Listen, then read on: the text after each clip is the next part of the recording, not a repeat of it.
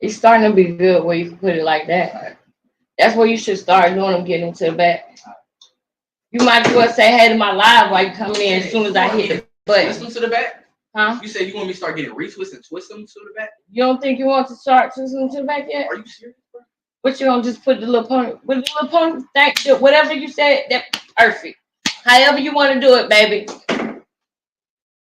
As soon as I hit the live button, hey y'all, you guys, I am starting to literally despise um planning lives. Because I promise you, at the last minute, it's always something at the last minute, y'all. But I'm here and I'm happy, or at least I'm gonna act like it.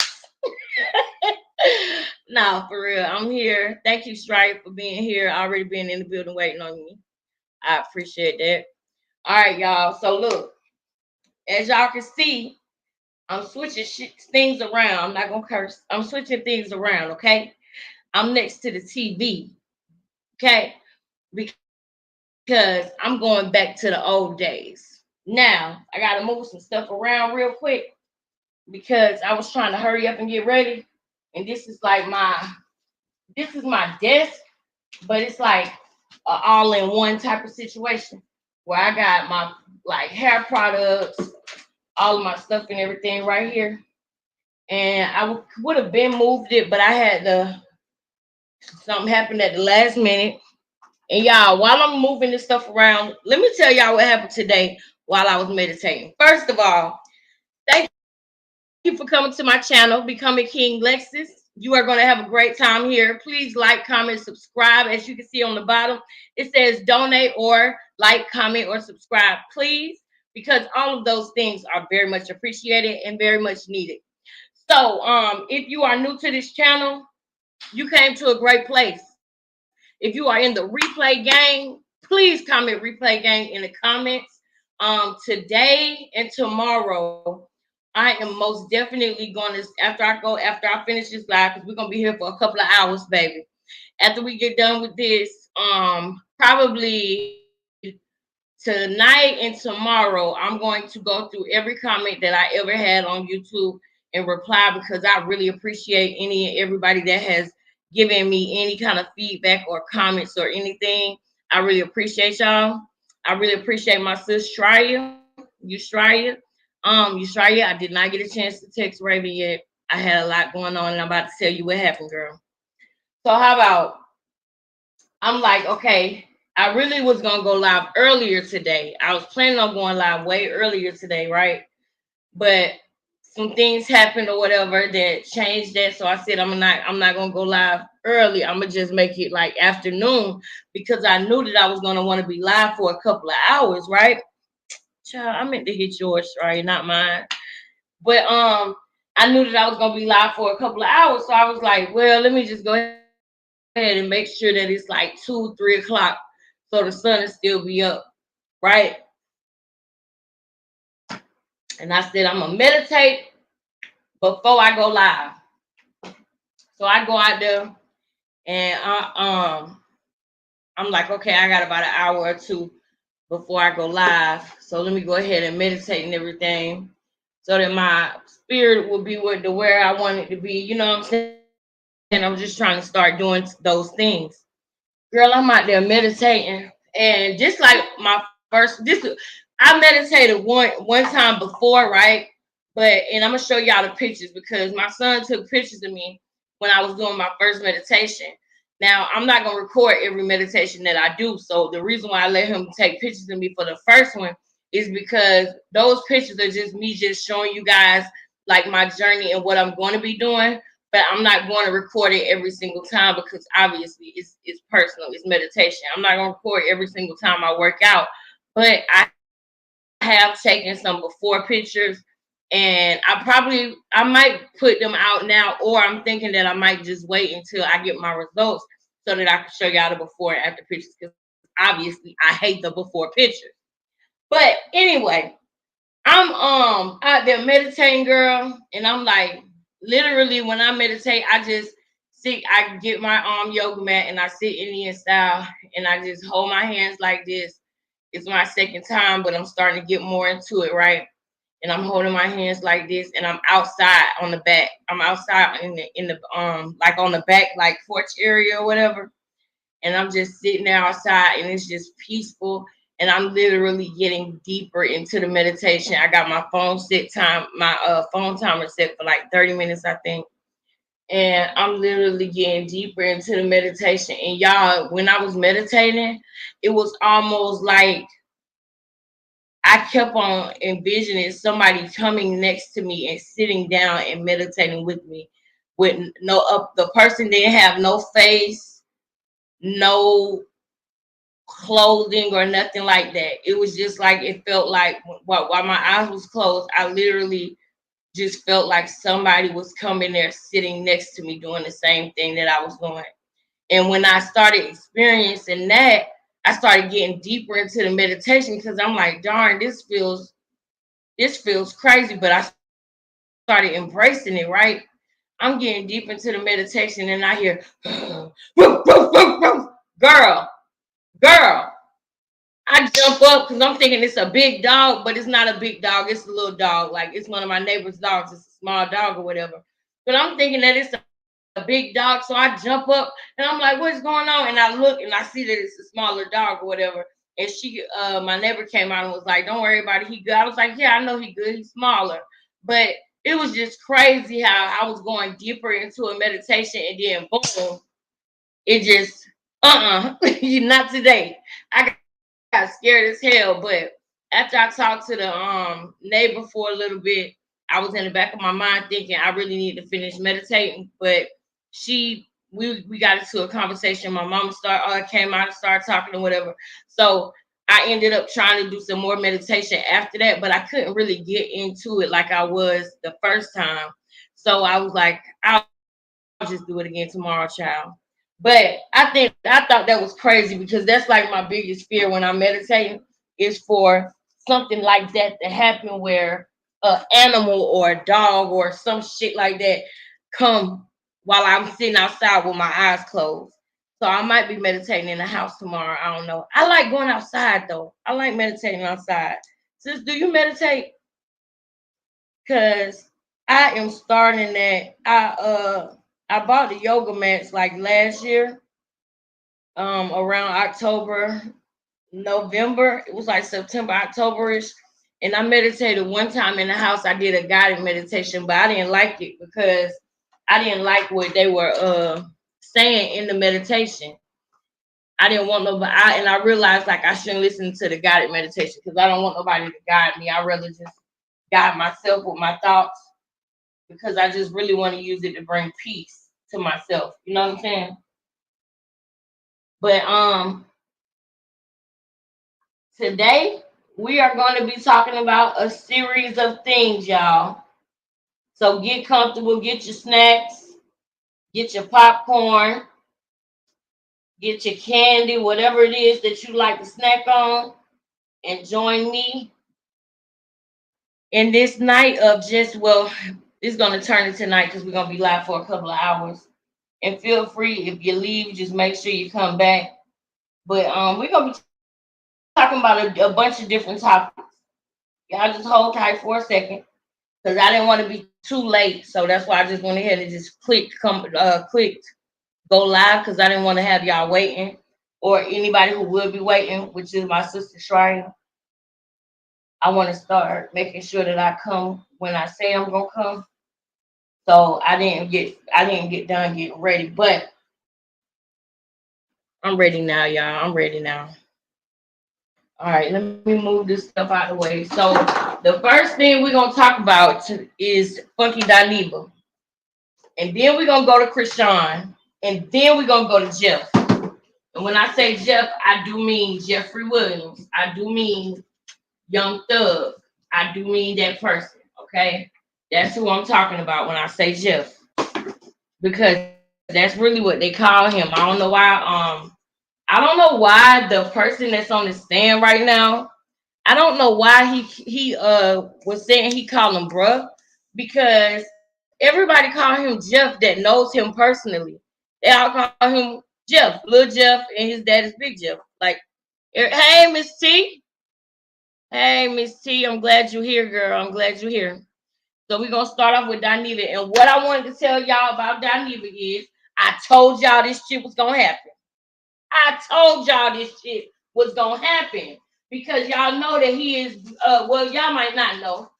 So let me give y'all the rundown on what's going on with him. Now, he has stopped working with Fox Soul, okay? I knew it was coming. When I seen that, I said, okay, yeah, bet. I knew that was coming. That was no surprise. But the way that he said that he was ending with Fox Soul, he was making it seem like it was an amicable thing. He made it seem like it wasn't no big deal. Like he just didn't want to go along with the contract that he was given, and he was given more days and less pay, and he didn't like that. Now the word is that he was getting $250K a year. That's what the word is. I can't say that's facts, but that's what the word on the street is, right? Is that he was getting $250,000 a year. Now, I would love to do that. I would love to get $250,000 a year. I can't wait to get there. I can't wait, y'all. But the thing is, he was saying that that's not enough. He was saying that he can make that on his own, which when I watched Armand Wiggins did say, you know, you can make that on your own. You definitely can see that. And some people see even more than that. Like Castanot, $250K ain't nothing to Castanot. Because this dude is making like $1 million a month. A month. You know what I'm saying? So it's literally, that's what I love about YouTube. Literally, the sky is the limit. You can literally get out what you put in. And I love that about YouTube. That's why I'm willing to work hard, because I know that it might not look the way that I want it to look or be the way that I want it to be right now. But I know that if I continue to work, that I will get what I put, I will get back what I put into it, right? So let me turn this TV.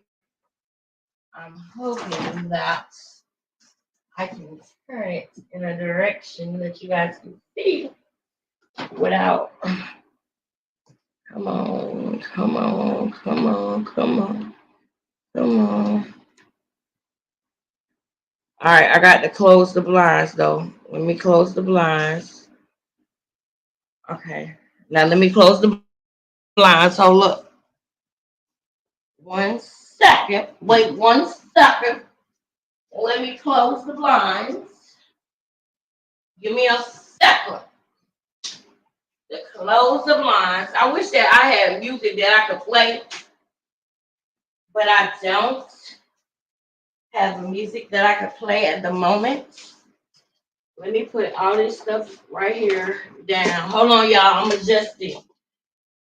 I was trying to do this before I actually went live, but it was a lot going on. A lot of things came up at the last minute, honey. So I had to do what I had to do. But we're here. We're here and we're happy and we're going to make this shit work. So we're going to make this shit work. We definitely. I don't want to mess up my lashes, though. See what I'm saying? I don't want to fuck up my lashes. See, that's what I don't want to happen. All right. Now, so the first thing we're going to do is we're about to go to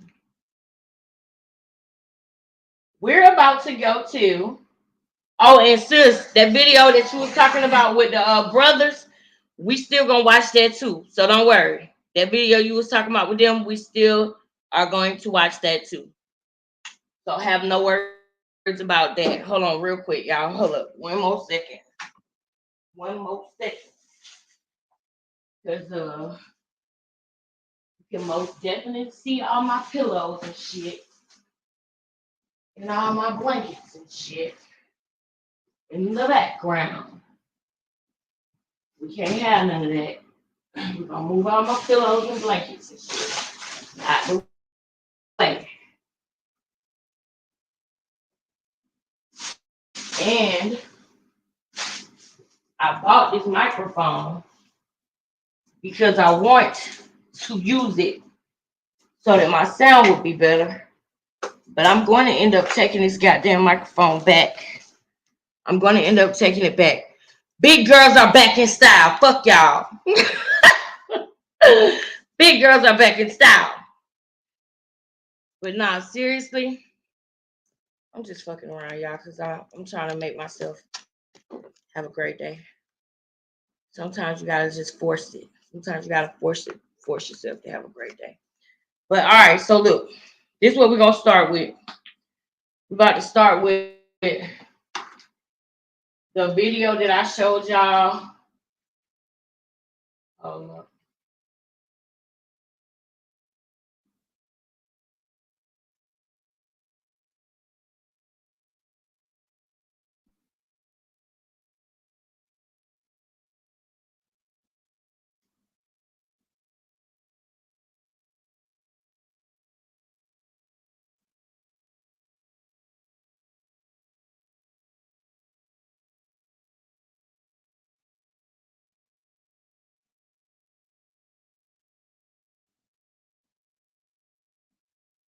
I'm just trying to see which one exactly I want to play. And we just gonna go with this one right here. We're gonna do 2 videos. We're gonna go with this one right here. Lakeisha Keisha. Shout out to Lakeisha Keisha. Thank you. And then we're gonna play one of my videos because I told y'all this shit was gonna happen. I knew he was gonna do this. I knew it.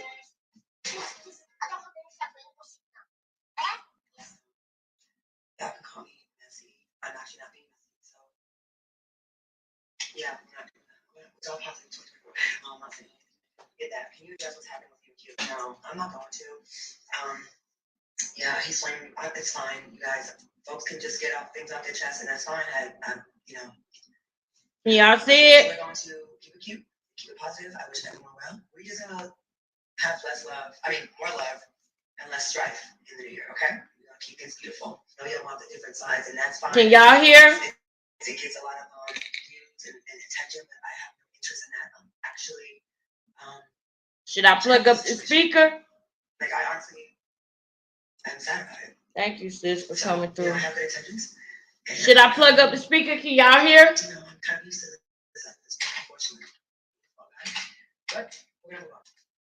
Y'all want to? Okay, guys, jumping right into the funky Daniva and Claudia Jordan situation. As you guys saw on that particular video, she stated that she would not address it and pretty much wanted to keep it cute for the new year. Everybody got these New Year's resolutions that they don't keep.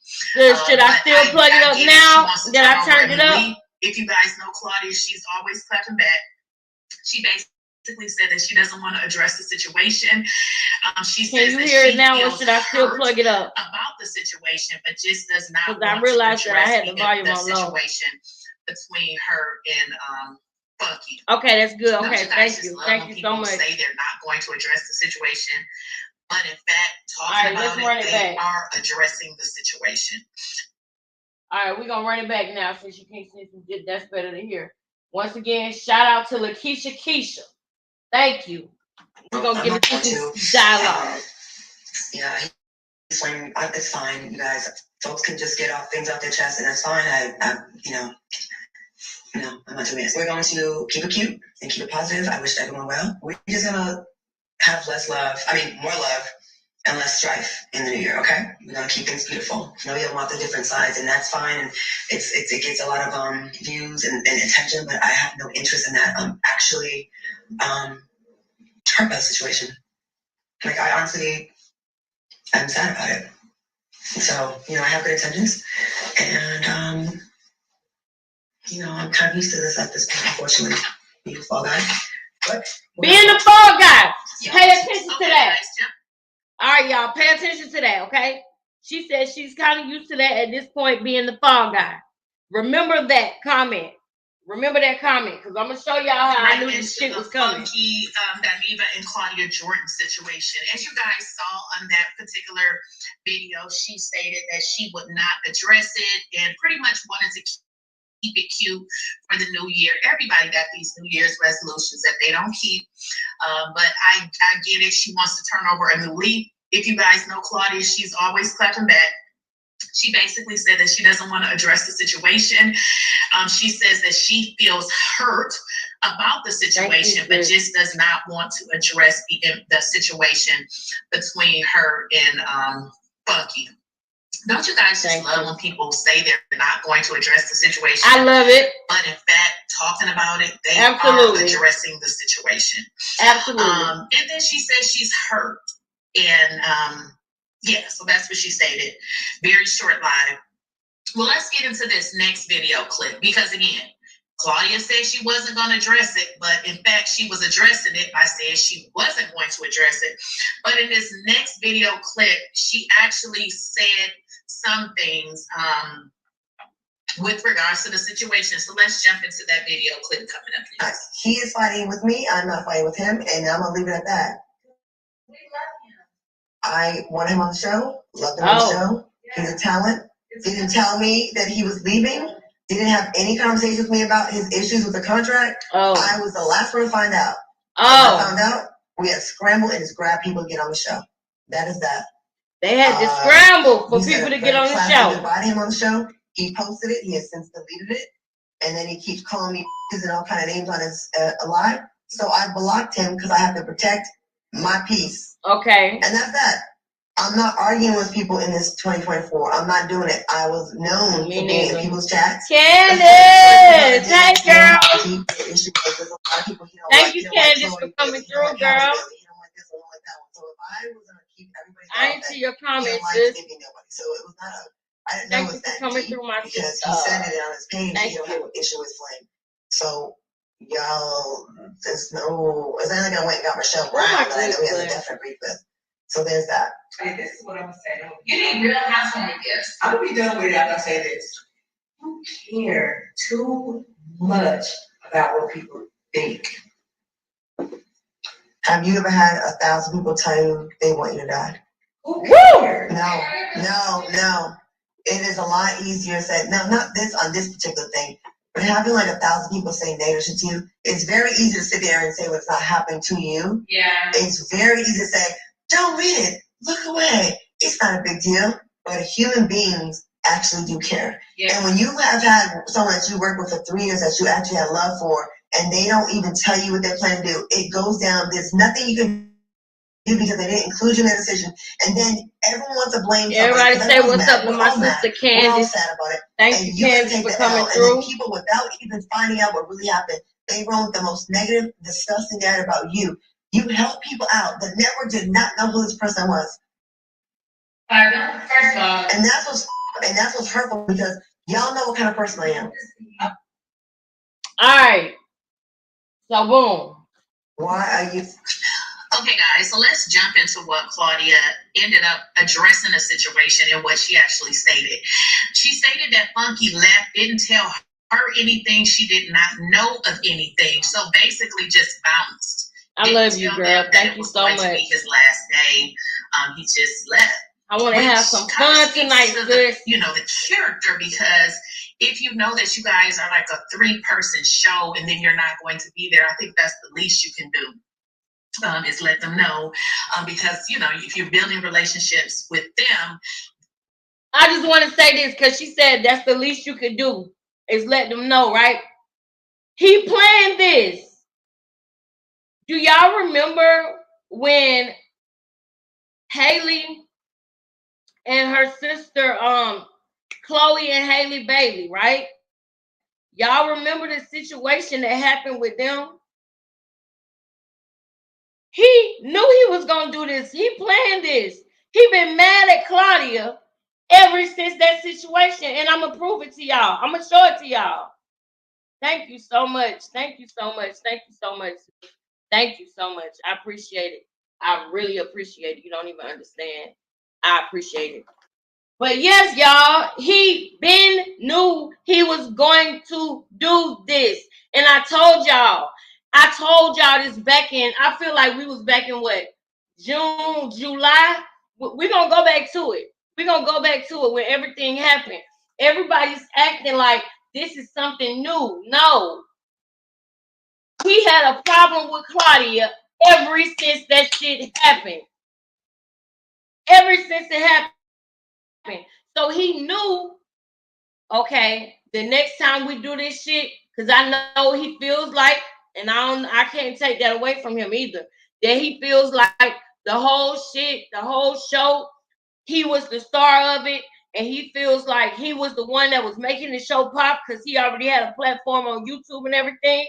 So I can't take that from him. But what I can say is Claudia's a fool for thinking that he was going to be loyal, for thinking that he wasn't going to pull no shit like this. You could see the vitriol and the hatred in his eyes even after the fact. I'm going to point some shit out to y'all. Let's get through this, though. Shout out to Lakeisha. But we're going to really get into this. We're going to really dig into this because I haven't seen anybody bring that up. I haven't seen anybody talk about that. And it's been days that this story has been out. And nobody's realizing that if you've been watching Funky Dineva for years,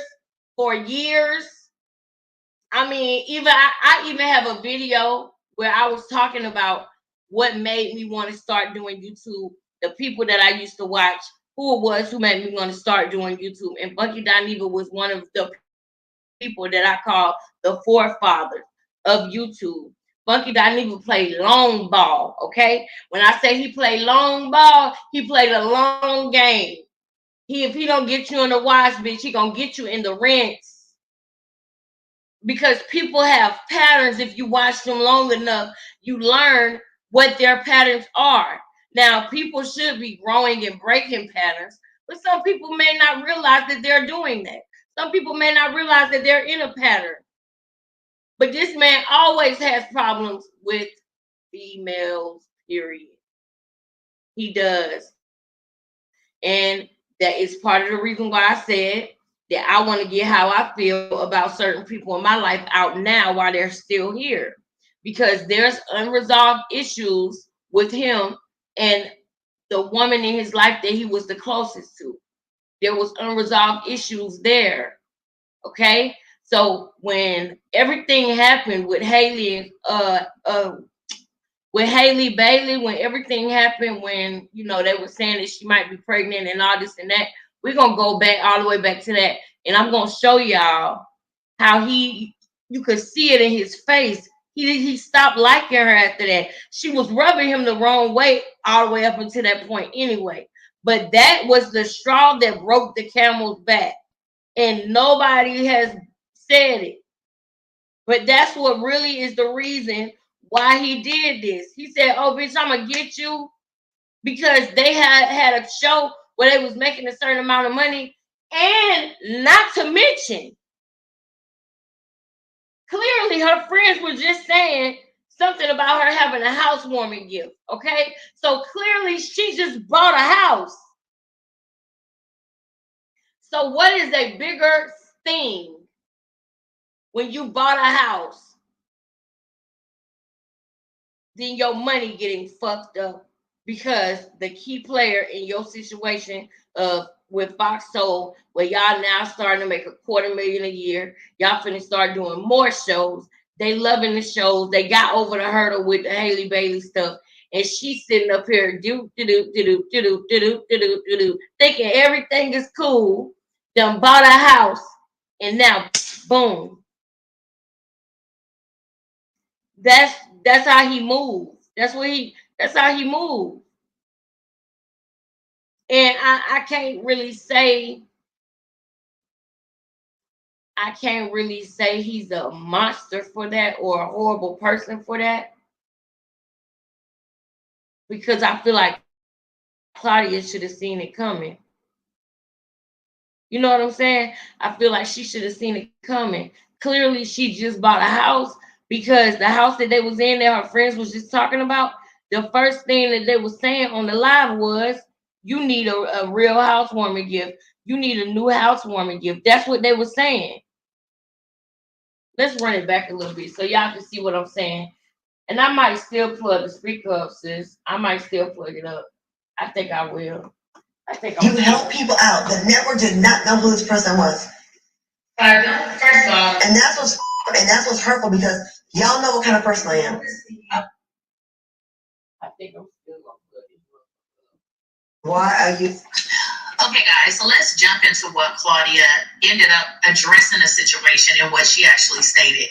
She stated that Funky left, didn't tell her anything. She did not know of anything. So basically just bounced.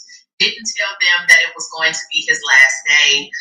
He just left. No, because they had the character, because if you know that you guys are like a 3-person show and then you're not going to be there, I think that's the least you can do. He did it on purpose. He wanted to do that. That was his get back. With them, then you leave them high and dry. So that is potentially what she stated. That was his get back. He did that on purpose. I'm finna show it to y'all. So basically, she introduced him to the show, which goes to say, then you left her high and dry without even telling her what was up. Of course So he we want to did. know what really went down. He don't like her. Is basically saying, All right, now we got the speaker up because I need y'all to hear it. With her, and basically, she doesn't even know, in so many words, what his beef is. She basically stated he just left, didn't tell her. So then she goes into saying that he is calling her pretty much the B word, which is pretty accurate. I think I did hear him say that. And you guys say that a lot in the comments, that, you know, he's very vulgar. I watched some of his videos and I noticed that he's real flippity with calling women the B word. I don't know what that's all about, but Claudia stated, you know, that she was hurt. She stated that she blocked him, which I understand. I mean, I would have blocked him too. When you become irritable and irritating, you get blocked. So she stated she blocked him to protect her own mental health. And then people are coming at her saying all kinds of things. So I can get where she's coming from. She states, now this is where it gets shady, Claudia girl. Now this was some shade. She stated that she did not know how bad the beef was that he had with Flame Monroe. But girl, you know you got that man on there to try to get back at him. I mean, it's very, very obvious, because not only did you get this guy back on get this guy Flame Monroe on the show, he's coming at Funky. So it's not looking right, Claudia. But then she goes on to say, no, this is where it gets shit. And we're going to dive into that too. We're going to dive into that too about Flame Monroe, because there's a whole another dialogue that I want to have about Flame Monroe. But to get straight to the point, it's some other things that we're going to talk about. So I'm just so y'all know, I'm not going to bypass the whole Flame Monroe thing, because there's definitely a conversation that's going to be had about that too. But I'm about to show y'all where the shit started from, because people acting like they forgot what happened. Yes, pretty much Funky don't like nobody. She said if she had to depend on, you know, pretty much bringing people. Let me say this too, Candace. You on some? You right. You right. But the thing is one type of genetic makeup that he don't get along with. It's one type of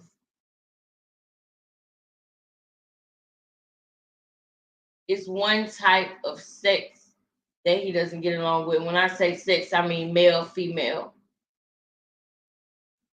It's the women, it seems like, that he always falls out with. It's always the women. And the reason why I am pointing that out and having a problem with it is because there are issues that this man has that he is not recognizing. While I do think that he is great, while I do think that he is one of the forefathers of YouTube and made me want to do it, it actually made me know that I could do it, because when he was first doing reviews of the housewives, he was laying he was sleeping on an air mattress. So that's a hell of a story. You know what I'm saying? They come from that to where he is now. Even though he had the hurdles and things that he went through with oh gosh, I want to say her name was ATL. It was straight from the A. The issues that he went through was straight from the A. he ended up moving back to Miami. He went back home and he got his bag back up. He got himself back together, right?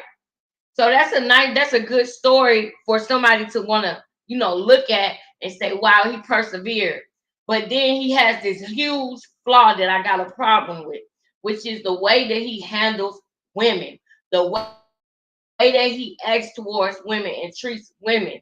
He felt like Claudia was the reason why he got the backlash that he got when he talked about Haley and Chloe Bailey. Not to mention, before that, when he was on tour with T.S. Madison, he had backlash with calling Beyonce and Jay-Z baby. I don't even want to say the word he called her. The U word. The U word.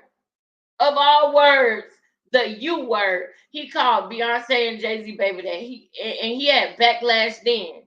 So this is my thing. Why are you blaming Claudia for something you said? And you know what? I don't even want to. We got a few more minutes. I'm gonna let this video go, but then I'm gonna go back to the video so I can show y'all exactly how I could tell that his problem was with her a long time ago. And I promise y'all, he looked, he smiled, he made his little apologies, and he said, "I'm gonna get this bitch." And he waited until she bought a house. She probably was talking about, "Oh, we doing so good, y'all. I'm about to buy this house, da da da da." But in his mind, he not taking it like that. In his mind, he taking it like, "Bitch, you think you pimping me?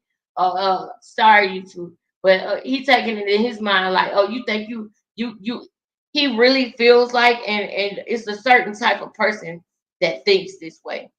It's textbook.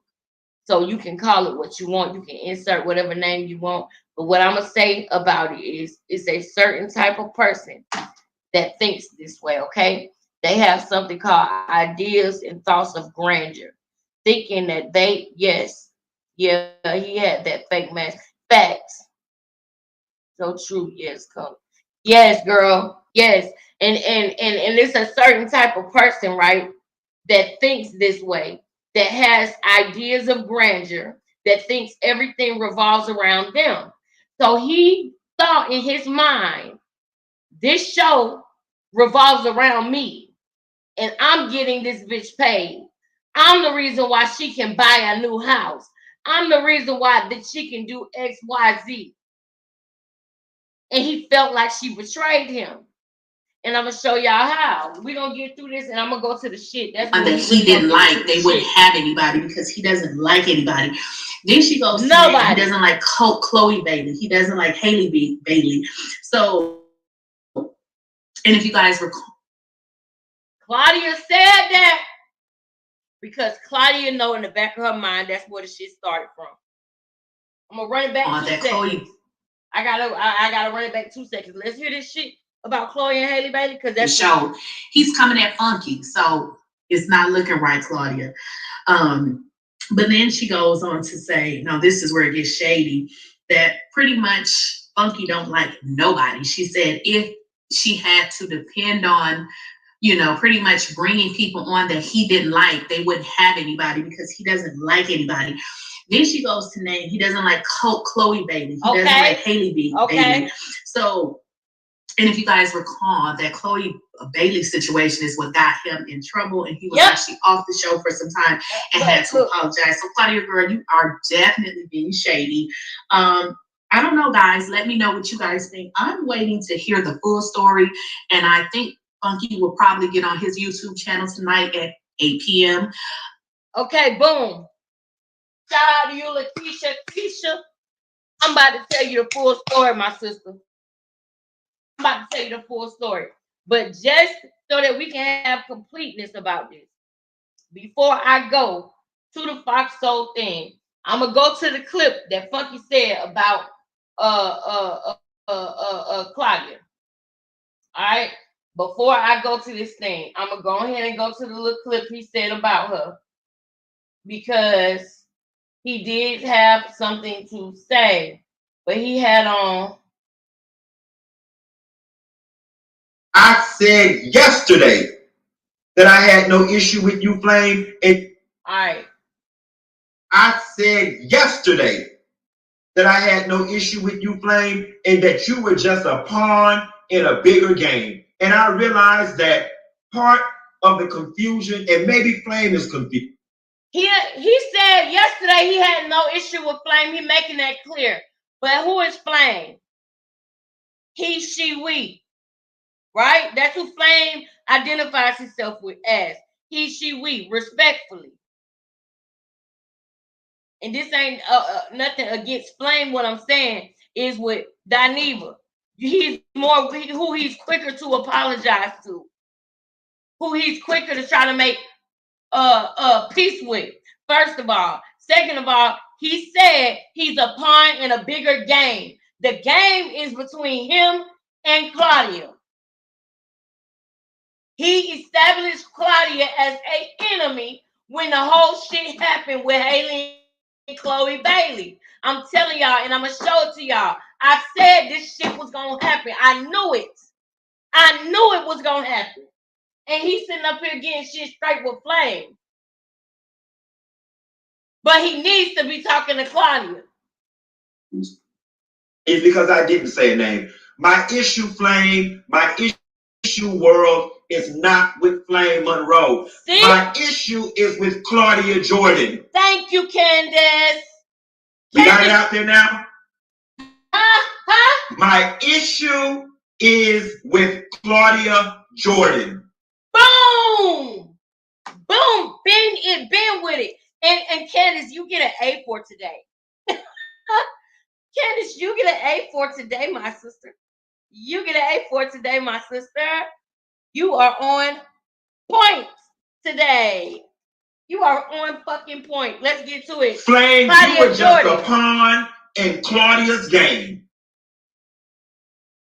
In Claudia's game. They're playing a game. How long have they been playing a game? How long have they been playing a game, guys? Yeah, you happy you It's got out it. there now. It's been out there, nigga. Real niggas Now, saw it. I'm going to reserve why I have an issue with Claudia Jordan just in case somebody want to get froggy. I'm going to leave that one in the chamber. Nope. I'm going to let it out. No, you're not going to leave it in the chamber. Because I'm going to let it out, baby. I know why. I know why. And real motherfuckers know why. We know why. We're going to talk about it. You ain't got to leave it in the chamber because you already shot it a long time ago. You shot that shit a long time ago. And I seen that shit a long time ago. And it ain't right because you waited until she got a house. You waited and you played friends with her. See, that's what I don't like. I don't like a motherfucker that don't like me and can't stand me and want to play cool with me just so they can stab me at the very moment that I need them the most. That's what I don't like. He knew he wasn't genuine with his apology to Chloe. Yep, he seemed disingenuous and very pissed to have to apologize. He did. He went off on that girl like they had a personal issue. That's facts, my sister. You get an A for today. Yes, that is exactly what he did. After this video is done, which is 4 minutes and 30 seconds, we finna go back to TGIF and we finna dissect the shit that I said before because you can see the look in his face that it was on. It was on and popping between him and Claudia. Because that one is a semi-automatic weapon. No, the that's fuck it going to ain't. spray up everybody and everything if I unload that clip. It's going to spray but up you. For the record, my issue is not with Flame. My issue is with Claudia Jordan. Flame, I'm not disgruntled. Okay? Let me be very clear with y'all. I'm actually proud of myself. I walked away from a $250,000 a year job. Most people will never see that much money in their lifetime on a job. I walked away from a $200,000.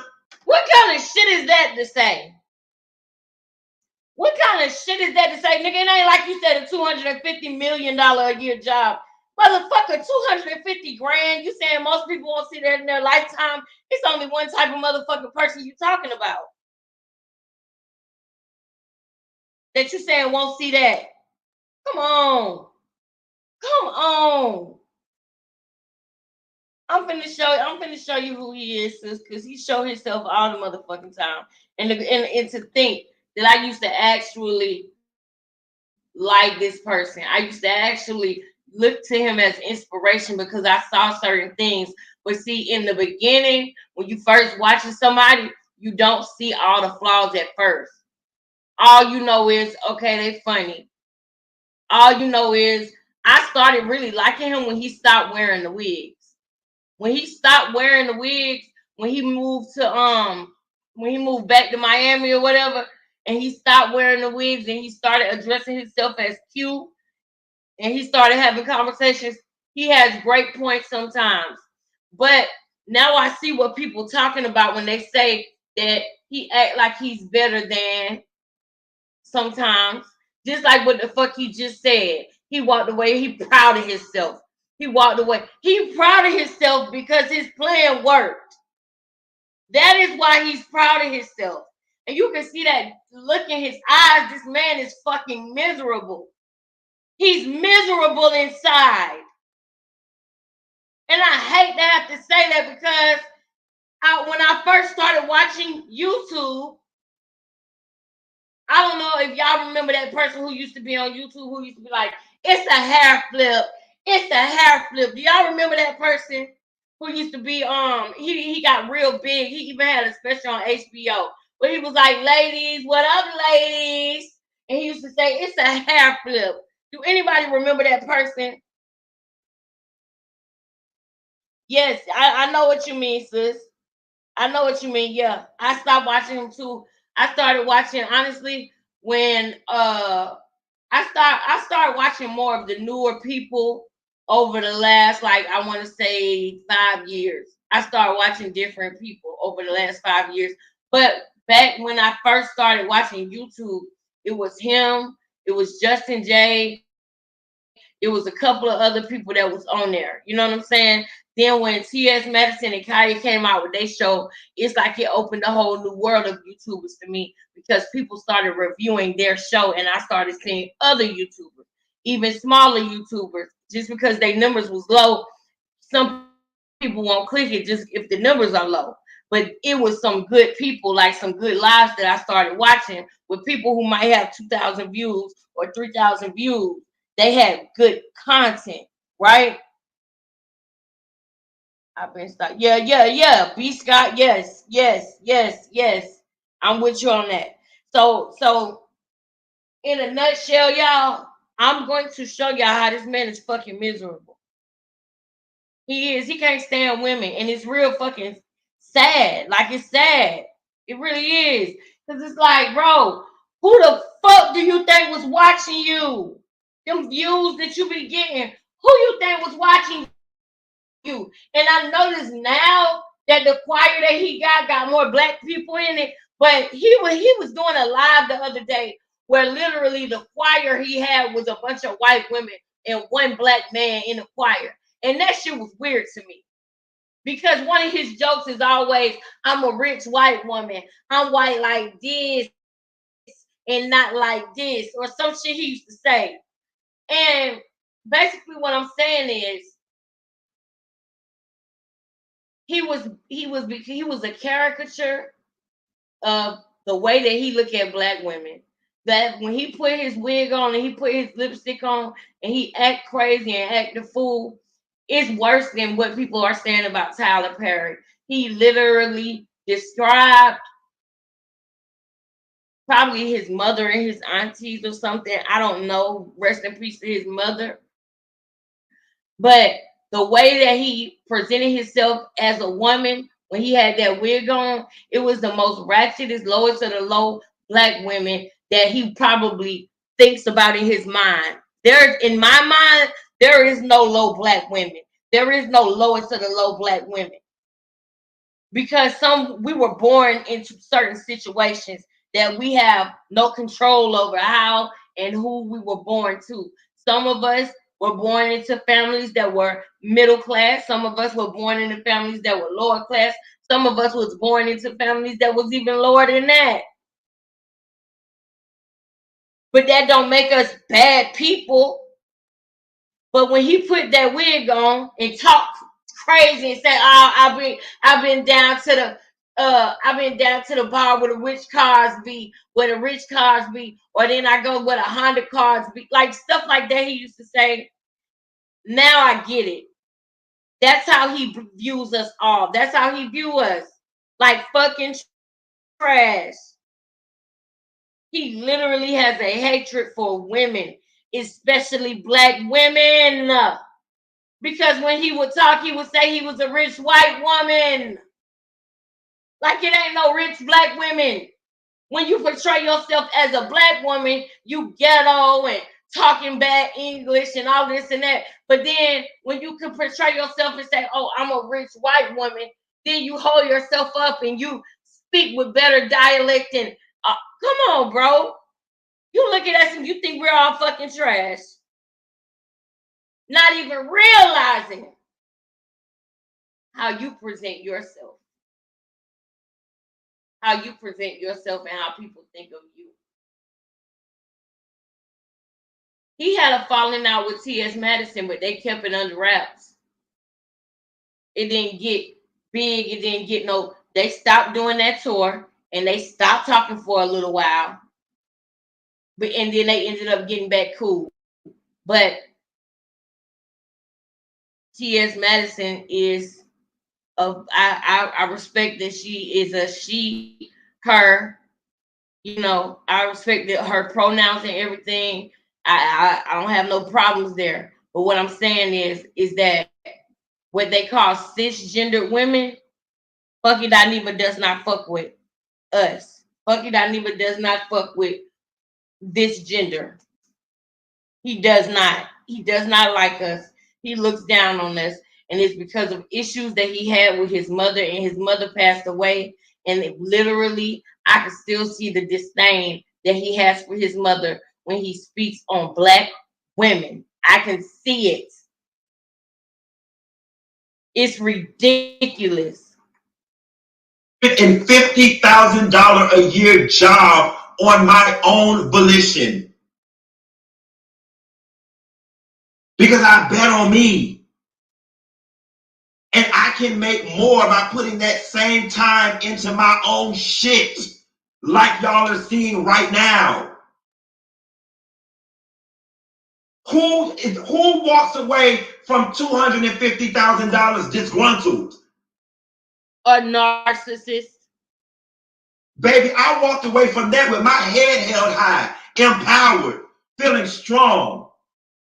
You walked away from it with your head held high, empowered, feeling strong, because you know you fucking up something that Claudia was depending on, and she just bought a fucking house. So you walked away from it because you knew you were interrupting her life.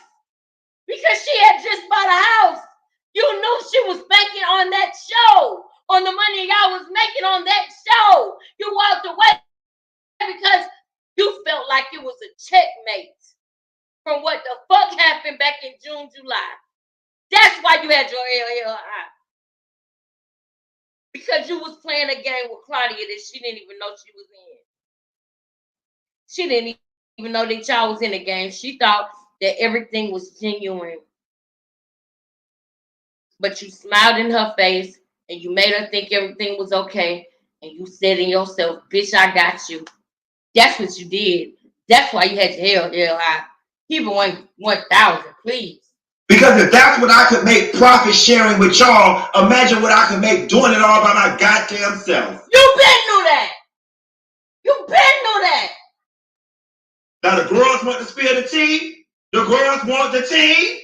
Do the girls want the tea? Give the girls the tea. Baby, if I was disgruntled, I wouldn't have let that bitch go. I would have held on to my love. Not too many bitches can walk away from $250,000 for an hour and a half worth of work per week. But I'm her. I did that shit. Oh, you're her. So Flame, baby, it ain't got nothing. It don't have nothing to do with you. How dare you flatter yourself, love? How dare you? How dare you?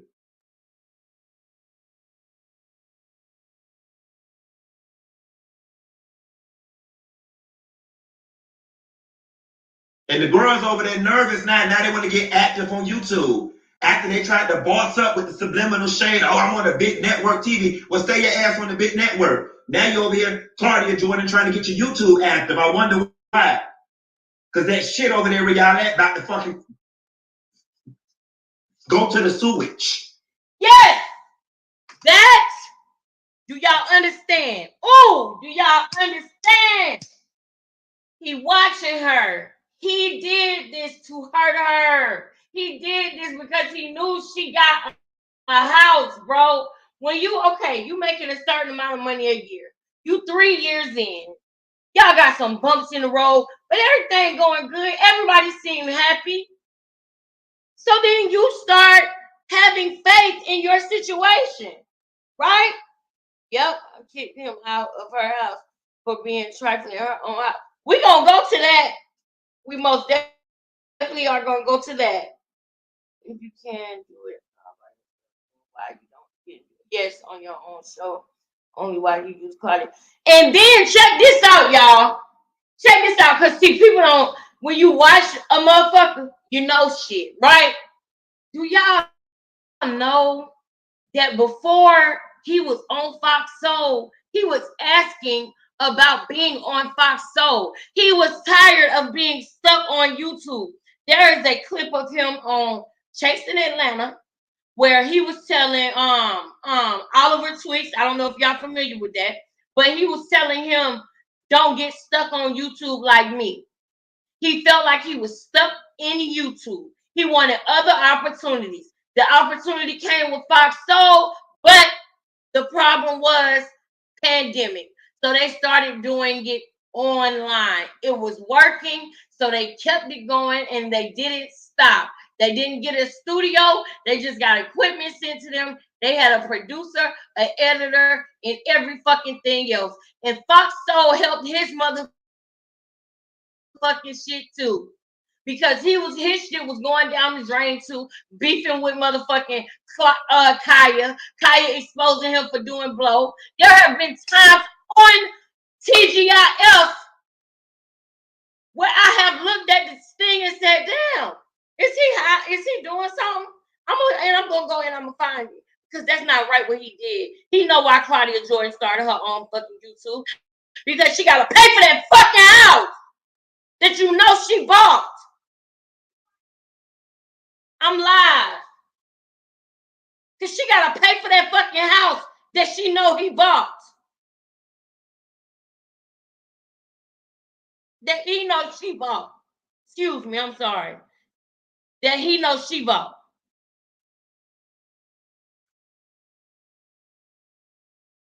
Thank you.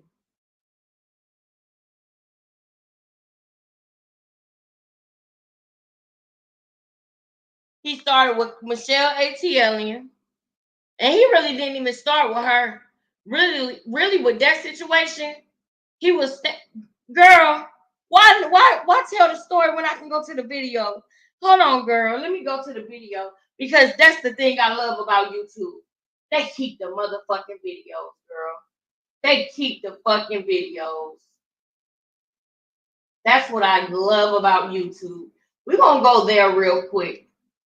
Because we still gotta go. I still gotta show y'all. Matter of fact, no, before I show you that, sis, I'm gonna go ahead and go to the TGIF episode where the whole shit started at. Because this is where it started. It started with TGIF when he had a problem with Chloe and Haley Bailey. That's where it started.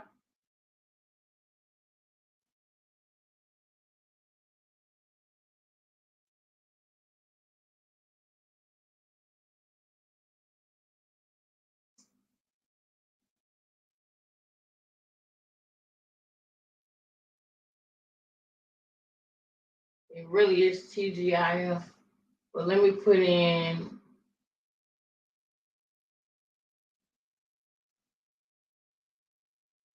There, it's still up there. It's still right there. Because it's still one of their hottest episodes. Now, they deleted some of the things that was said, right? But somebody else had caught it. So let's check this out. Let's check this out. It's only 2 minutes. My reputation is if you hit me, I'll hit you back twice as hard. There's no mercy out there. Y'all make sure y'all let me know if y'all can Okay, hear you it. guys, so get into this craziness. All right. So Funky Dineva dragged Chloe Bailey to Be with the T. Shout out to Be with the now, T. he was talking about the situation with her sister Holly. Now, rumors have been going around that Holly Bailey is pregnant. Now, everybody had something to say. So Chloe went live and she basically was telling everybody to keep her sister's name out their mouth. And I'm going to keep my sister's name out your mouth. Thank you. Amen. Amen. Hallelujah. Shit. You're trying to get me riled the hell up. Anyways, love you. You don't feel like no. Like, what the heck? Period. Okay. And I guess Funky Dineva was feeling some type of way about Chloe taking up for her sister, and this is what he had to say. Stories about Haley. I can officially say I don't like her. Chloe Bailey is so goddamn lame to me. First of all, girl, you are Miss Preppy Ashley from the suburbs. Then you came out, you was being all promiscuous and shit, and then now you trying to be a gangster. None of it is fucking believable, girl. None of it is believable. And without that makeup, she ain't cute. She should have never showed up on that camera with that fat ass face without no makeup. She ain't cute. You're not believable. Look at You're Claudia. so goddamn inauthentic. That's why your shit ain't selling. All right, that's number one. The girl is clearly pregnant. Now, in my honest opinion, I feel like he went way too far for someone who just took up for their sister. It's not like she cussed everybody out. He's acting like she actually did something personal to him. I feel like the read went way too below the belt for the circumstances at hand. But I do want to know what you guys think. So leave your comments below. Don't forget to subscribe, and I'll talk to you later. Shout out to Be with the T. She's another go-to person that I go to. All right, now, shout out to Be with the T. So y'all just saw what he said, right? So then we got the backlash from what he said. He got the backlash, rather. He got the backlash from what he said, right? So. Hey, friend. Feel free to make yourself. Hold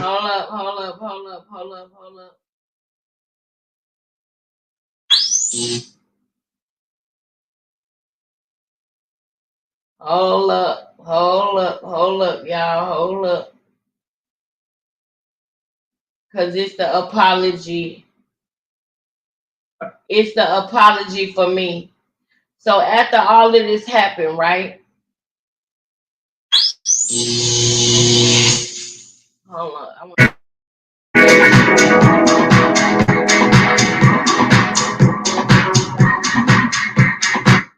Okay, yeah, it's been 4 months. This was 4 months ago. Too far up my own ass or something. All right, y'all. So look, I want y'all to pay attention with this apology. I want y'all to pay attention to Claudia. Pay attention to him, because there's going to be a very odd pause for a second there. There's going to be a weird pause in there for a second, and you're going to see what I'm talking about. I'm going to point it out to y'all. Don't worry about it. I'm going to point it out to you. Don't worry. I got you. Let me see. I am my own ego.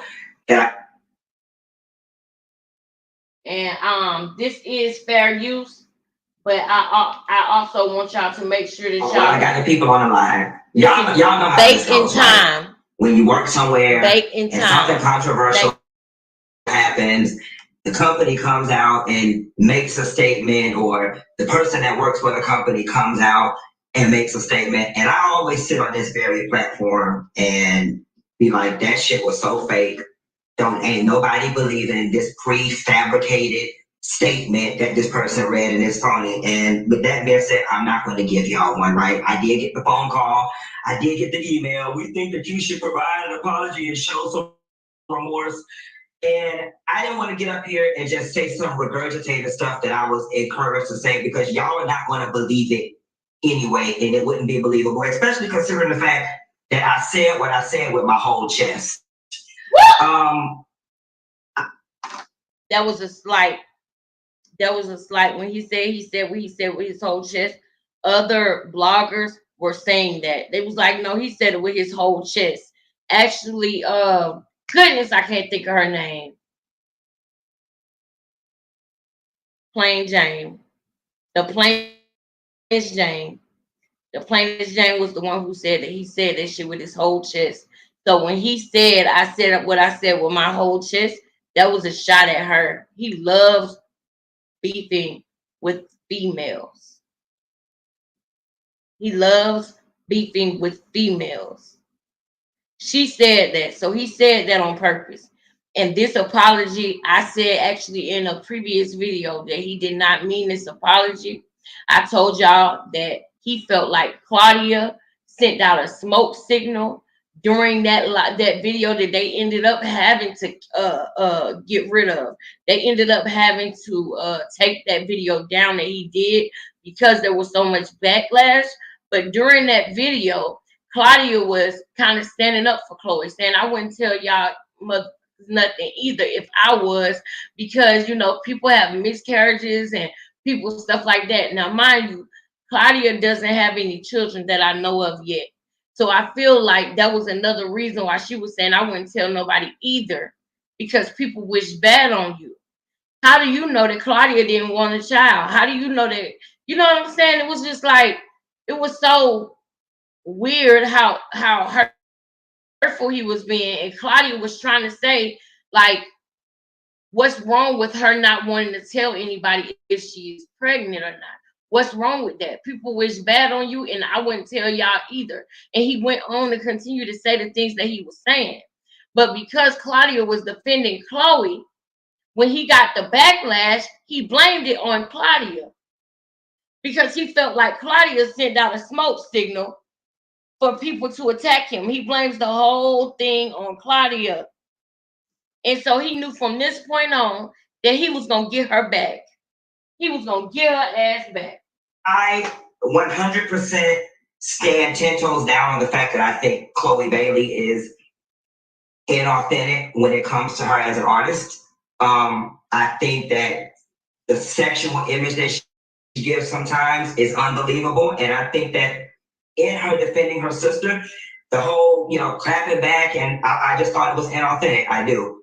But I also recognize that that's probably where my commentary should have started and stopped. I don't have my head too far up my own ass or so far in my own ego that I can't recognize the fact that I did cross the line when I started talking about her looks. That was below the belt. It was unnecessary, and it was non-germane to the story at hand.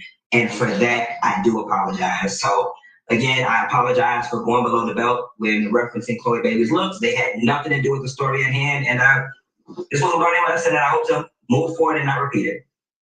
People were thinking that there was like a personal thing with you guys. Like, did you do something? Was it like a background? Because you know how you came for the look so hard. Like, was there anything personal? Was it just you? No, I personally don't think I came super hard, but I also recognize the fact too that Chloe is unproblematic, especially with the Black community. She don't bother nobody. Even I have to say that. So people are going to be extra sensitive when it comes to our unproblematic princesses in the community. So, I mean, I totally get it. And like I said, I can look back on it and realize the looks portion of my comments is where the line was crossed. And I do apologize for that. I appreciate you doing that. I definitely had a lot of messages in my inbox, especially Black women. They're like, you know, he's coming for us, and we support him the most. And I think a lot of women were definitely hurt by that. I understand. I totally understand it. Did y'all peep that? Did y'all peep that? I'm going to play it for you one more time. I need y'all to peep that awkward silence. Thank you, Candace. That awkward silence. I need y'all to peep that. I'm going to play it one more time. Y'all, this man was so mad that he had to do that. He did not want to do this at all. He did not want to do it at all, y'all. He did not want to do it at all. And I guarantee you, one thing he said when it came to people saying anything about him getting fired from Fox Soul, he said, I will leave before I get a letter saying that I'll have to do something or before they fire me. I'm gonna go to that video too so that y'all can see what I'm talking about. But I'm gonna play this little part one more time so that y'all can see his demeanor. So y'all can see when Claudia said, yeah, because people thought it was a personal issue with y'all. He still pushed through that one with the fake shit and made it seem like, oh yeah, he's apologetic. But then when she said, yeah, because I got a lot of messages from a lot of black women and they feel like that, he paused for a second. It was an awkward silence. And then he said something else, but you could tell he was pissed. He felt like Claudia was against him. He felt like Claudia was sending a smoke signal because some of the platforms that was against what he said, Claudia actually personally reached out to them saying, you know, I don't support this. We don't support bashing women. She was trying to, what she was really trying to do was she was trying to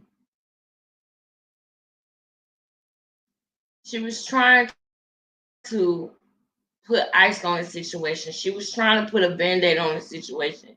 She was trying to, you know, I won't say fix the situation, but she was just trying to get things under control. You know what I mean? Like, so she decided to reach out to some of the people who were saying that they were so outraged because, for one, she wanted them to know, because people were saying Claudia was passive and Claudia was allowing it and ... So she reached out to them and saying that, you know, we got your video, we understand. She was trying to do damage control when it came to him. But do you know how he felt? He was mad at her because he feel like he said what he said with his whole chest, and it is what it is, and he don't owe nobody no apology. Claudia and them had to convince him to apologize, y'all. And you can take that to the bank and cash it. Claudia was trying to fix the situation and put a band-aid on it, and that didn't do nothing but make him madder. Yep. Damage control. Yep.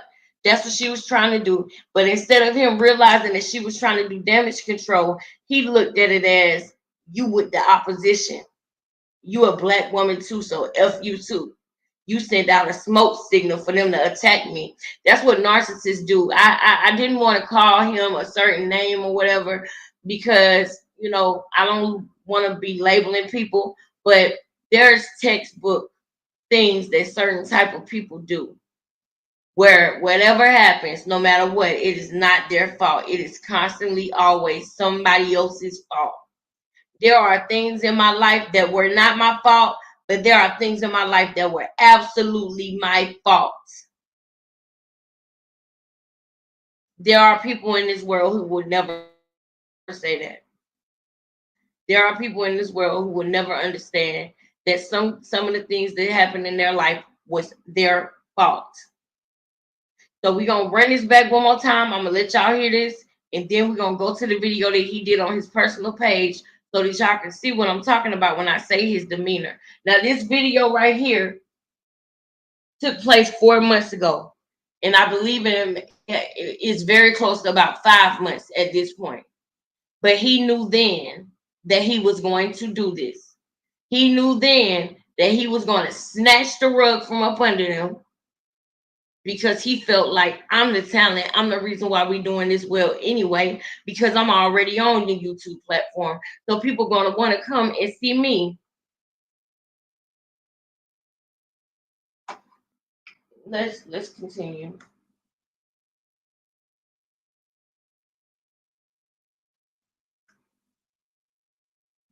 Okay. Y'all saw that awkward silence, but we're going to go back to it again.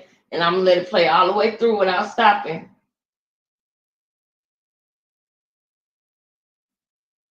And I'm about to give me some cereal. That I said what I said with my whole chest. And I'm going to run and give me some cereal too while I was playing. ahead and play this apology clip for you to go ahead and watch and listen to, and then I'm gonna come back with some more information. Go ahead and check out this clip. So listen, well, I got the people on the line. Y'all know how this goes, right? When you work somewhere and something controversial happens, the company comes out and makes a statement, or the person that works for the company comes out and makes a statement. And I always sit on this very platform and be like, that shit was so fake. Ain't nobody believing in this prefabricated statement that this person read and it's phony. And with that being said, I'm not going to give y'all one, right? I did get the phone call. I did get the email. We think that you should provide an apology and show some remorse. And I didn't want to get up here and just say some regurgitated stuff that I was encouraged to say, because y'all are not going to believe it anyway, and it wouldn't be believable, especially considering the fact that I said what I said with my whole chest. I 100% stand 10 toes down on the fact that I think Chloe Bailey is inauthentic when it comes to her as an artist. I think that the sexual image that she gives sometimes is unbelievable. And I think that in her defending her sister, the whole, clapping back, and I just thought it was inauthentic. I do. But I also recognize that that's probably where my commentary should have started and stopped. I don't have my head too far up my own ass or so far in my own ego that I can't recognize the fact that I did cross the line when I started talking about her looks. That was below the belt. It was unnecessary, and it was non-germane to the story at hand. And for that, I do apologize. So again, I apologize for going below the belt when referencing Chloe Bailey's looks. They had nothing to do with the story at hand. And this was a learning lesson that I hope to move forward and not repeat it. People were thinking that there was like a personal thing with you guys. Like, did she do something? Was it like a background? Because how you came for the look so hard. Like, was there anything personal? Was it just you? No, I personally don't think I came super hard, but I also recognize the fact too that Chloe is unproblematic, especially with the Black community. She don't bother nobody. Even I have to say that. So people are going to be extra sensitive when it comes to our unproblematic princesses in the community. So, I totally get it. And like I said, I can look back on it and realize the looks portion of my comments is where the line was crossed, and I do apologize for that. I appreciate you doing that. I definitely get a lot of messages in my inbox, especially Black women. They're like, he's coming for us, and we support him the most. And I think a lot of women were definitely hurt by that. I understand. I totally understand it. Okay. All right, y'all. Y'all drinking tonight? Okay, so you just had a listen and a watch at that clip of what Funky Dineva had to say in regards to apologizing for his remarks. Before I give my thoughts on what I thought about this apology, I'm gonna go ahead and play to you some of the response of some of the comments that people had to say when they saw this apology video, and then I'm gonna come back with some more information. Go ahead and check this out.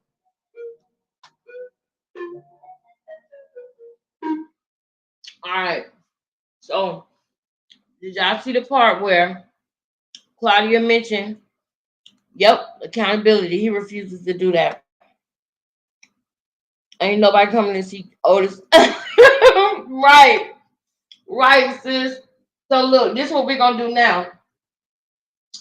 Real quick, we're gonna go to his own video that he did on his own channel about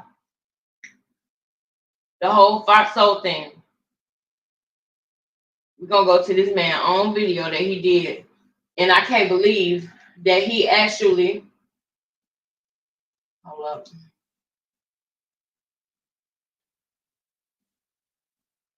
I can't believe that he actually said, you're trying to get on here and build your presence on YouTube because that show about to go down the drain. That's the whole purpose of him doing it. He wanted to do it so that the show went down the drain because that was his chess move for her. He had a problem with her from months ago.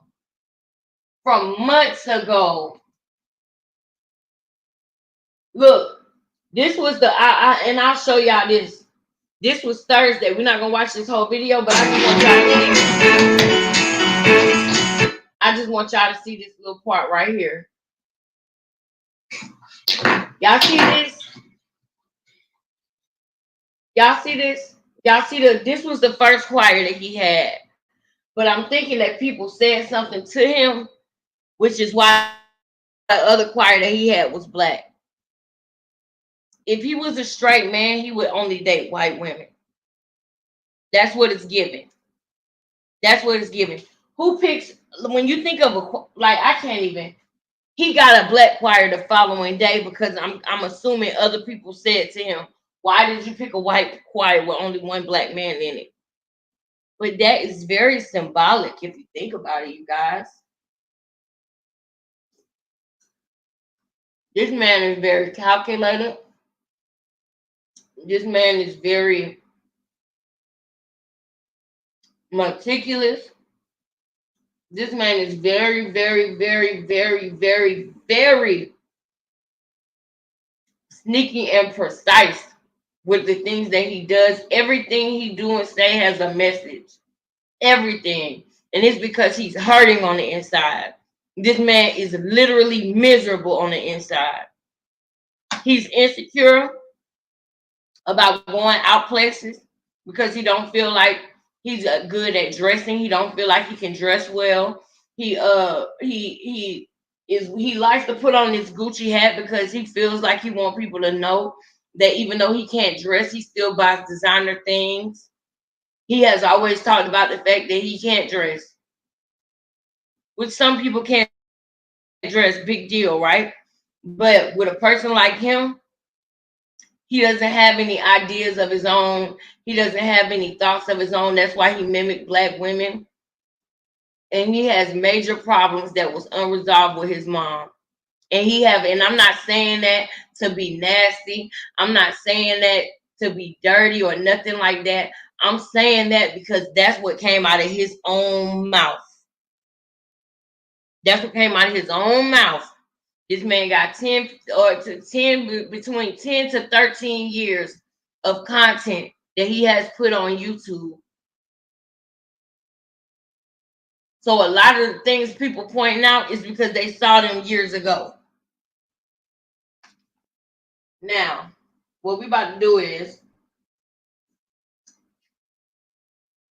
we about to go to the video that he did on his own channel.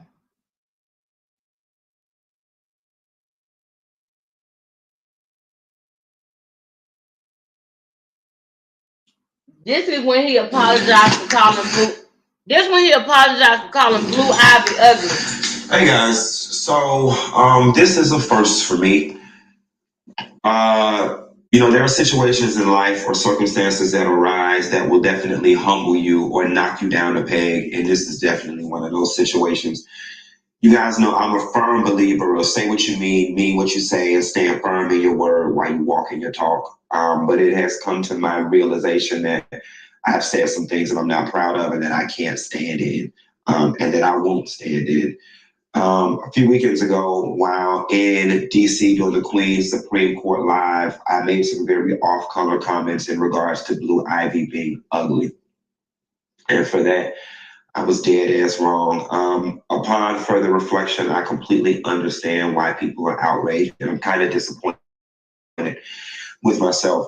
It doesn't make it any better, and it's no excuse, but I want to try to explain it anyway. As a comedian, as a jokester, and being somebody who's so quick with it, like sometimes you're just in such an anxious rush to get to punchline that your words come out before you have an opportunity to think. And in that moment, that was me thinking I was funny or thinking I was saying something funny, and it wasn't funny. It was offensive. And actually, it was kind of gross when you really dissect it and look at it all. I'm, a grown 35-year-old ass man. Character on stage. I paused it right here because this was 5 years ago. Y'all are about to see the difference between a real apology and that bullshit he did on Fox Soul that he said with his whole chest. Bashing a child.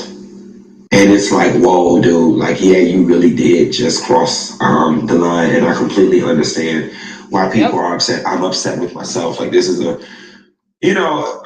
I've said some off the wall things before in the name of comedy. Excuse me.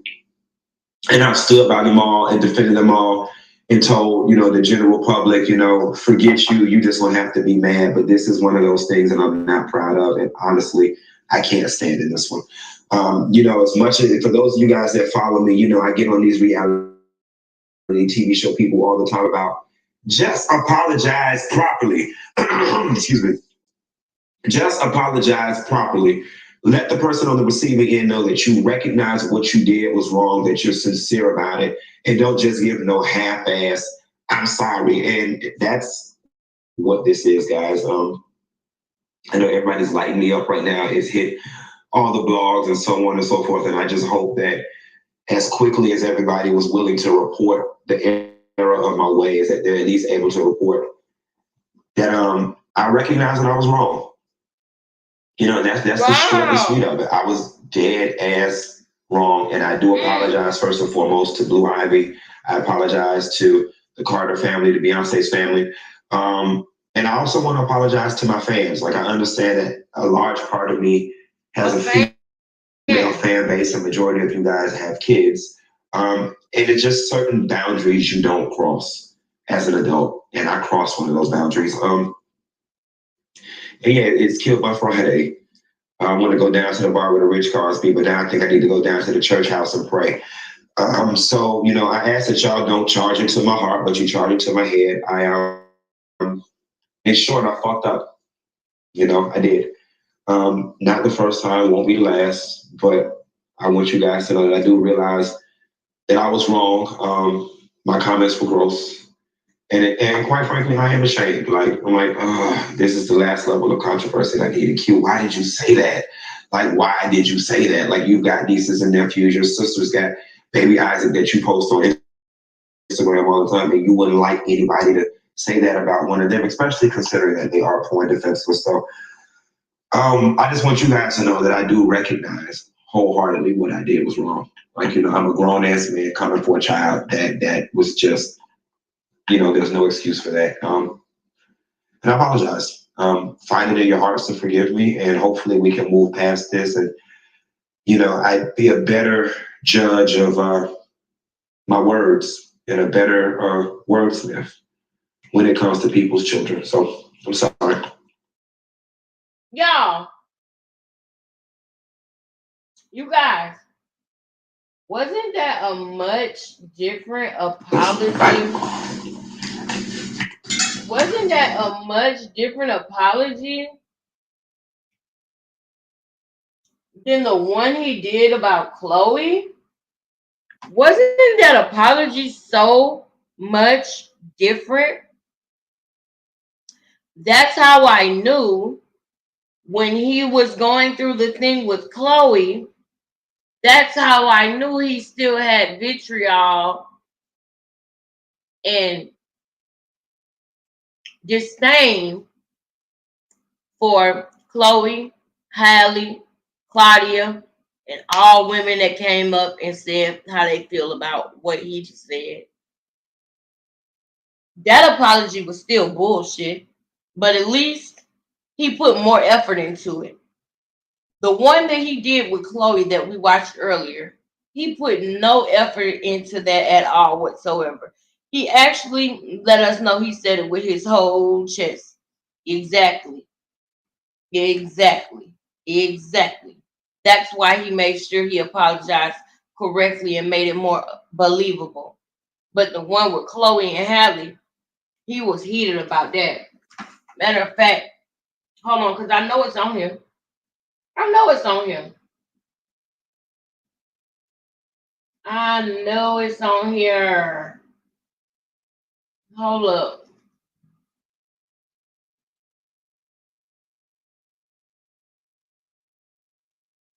That was 13 days ago.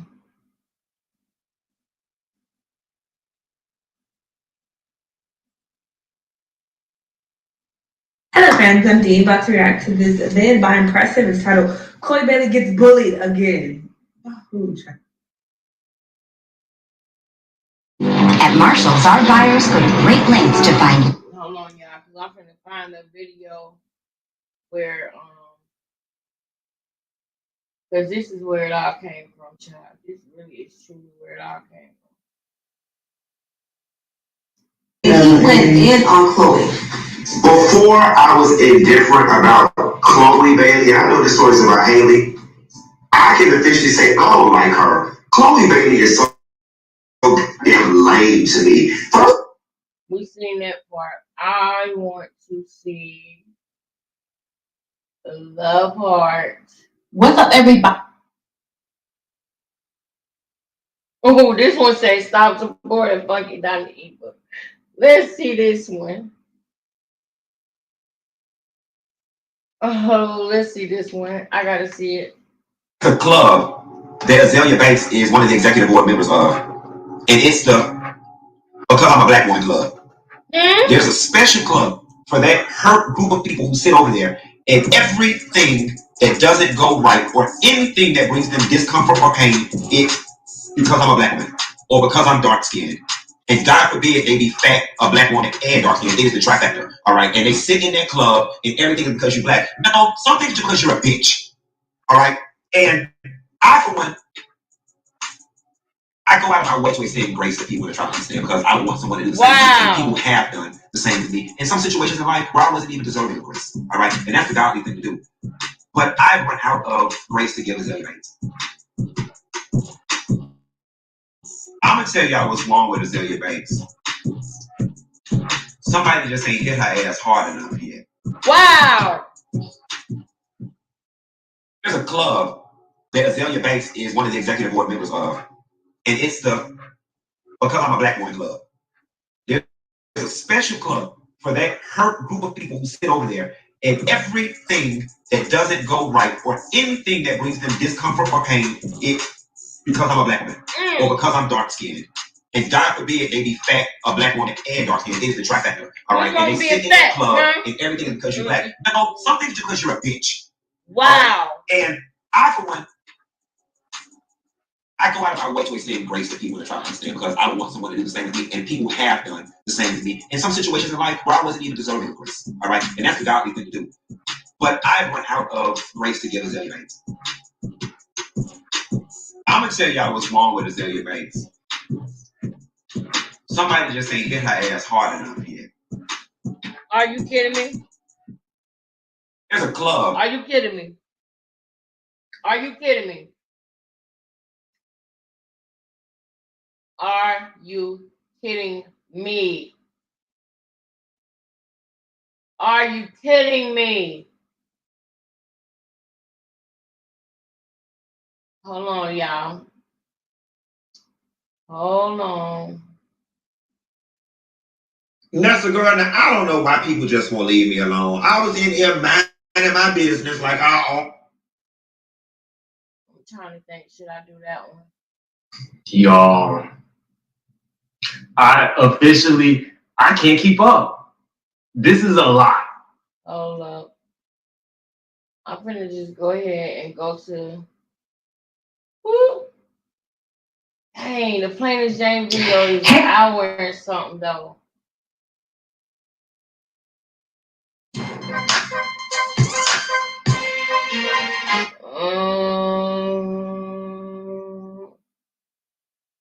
Listen, you guys, I am extremely exhausted with Black men coming for. Me too, girl. Hold up.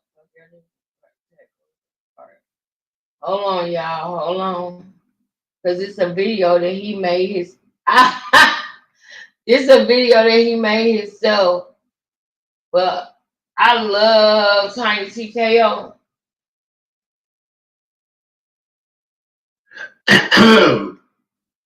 Hold up.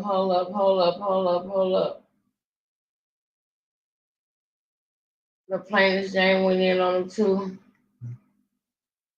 Hold up, y'all. Sorry, not sorry. What is I've got? Hold up, y'all. Hold up.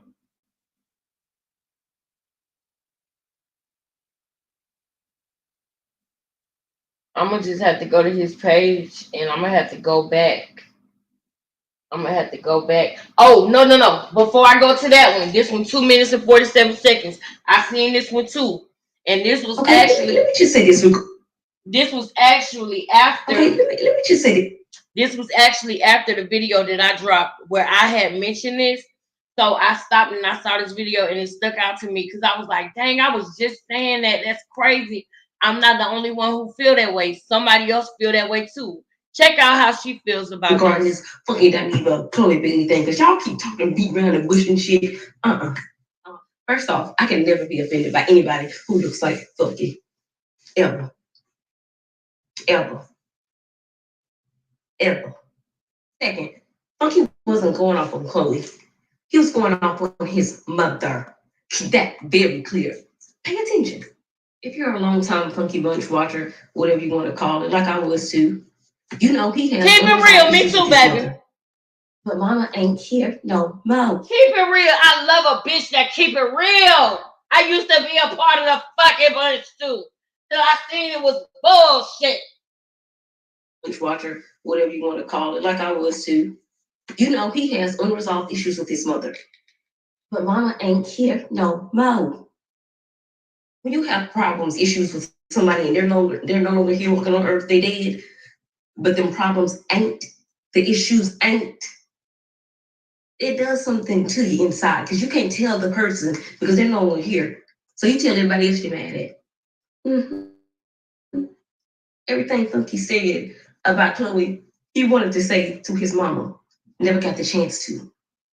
And like I said, if you're a long-time watcher, you know the issues he's had with his mom. He talked about it plenty of times. Plenty of times. Issues. Period. Period. I mean, I'm glad he apologized. Yeah. That's what you want to call it. But it was like pulling teeth. He didn't want to say that. He said that because he had to. Oh yeah, I know the teeth. Yeah. Just take you almost. Try to shit with me. You welcome. Fine. And just pay attention to even to his medicine, your bestie. Even she said it was personal. It was giving personal. Your mother. Pay attention. I mean, just how far he goes. He gets irritated with the black one. Just how far he goes. You'll never see him talk that way about a white woman. Oh, wait, find the video. Oh, wait. I'll wait too. I'm gonna be here all day. All motherfucking day, girl. Excuses like, come on, no. This ain't just commentary. You don't get to chuck it up to this. Is just no. Your slip is showing, boo boo. It's showing the hairline and everything. You need to take the slip off. And what's so funny is that's his line that he loves to say. Your slip is showing. That's how I know she really do. She used to watch like me. His slip was definitely showing. The stockings that changed the whole outfit, baby. You're sloppy. Yeah, I can see everything. Everything. Yeah, no, you ain't had nothing. Not like you thought you was. I see you. I see you. And Chloe, I wouldn't even blink twice looking at nigga direction. Because he's not mad at you. He's mad at his mama and the unresolved issues he got with her. The stuff he couldn't say to her that he said to you. That's that on that. Period. Period. Mad at his mama said something. I thought a nigga that mad when his mama said something. Okay, now look. Whatever you do. Now, y'all, okay. Now, I had made a video where I was talking about how he felt about Erica Mena calling Spice a monkey. Okay, I made a video about that on my channel about how he did that, and it was a whole reaction. And I encourage you to watch it. I'm gonna try to link it with this video so that y'all can see it, because he most definitely was still mad about what happened. But what I'm about to do now, because I really want y'all to see the video, I'm about to go ahead and go back to the other one that I saw, because we gotta stay on topic. I'm gonna go back to the other one that I saw that he had made, and then from there I'm gonna just go to his page and go back and find the video myself.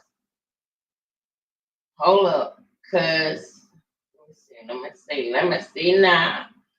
Okay, we're gonna watch this one real quick. Nessa girl, now I don't know why people just won't leave me alone.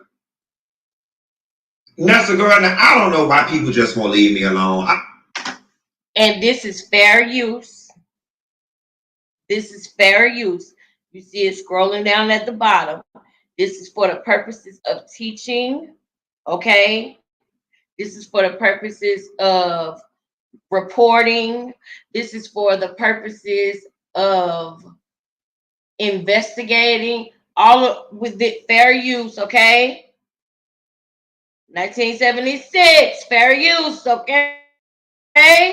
Commentary, research, teaching, okay? Criticism purposes only, okay? Don't do that. Don't try that shit. Don't you try that shit, Daniva. I mean, Q. In here minding my business like I always do, gathering topics, getting ready to call y'all to make a YouTube video about Taraji and Vivica and Fantasia. And who else I had on the list?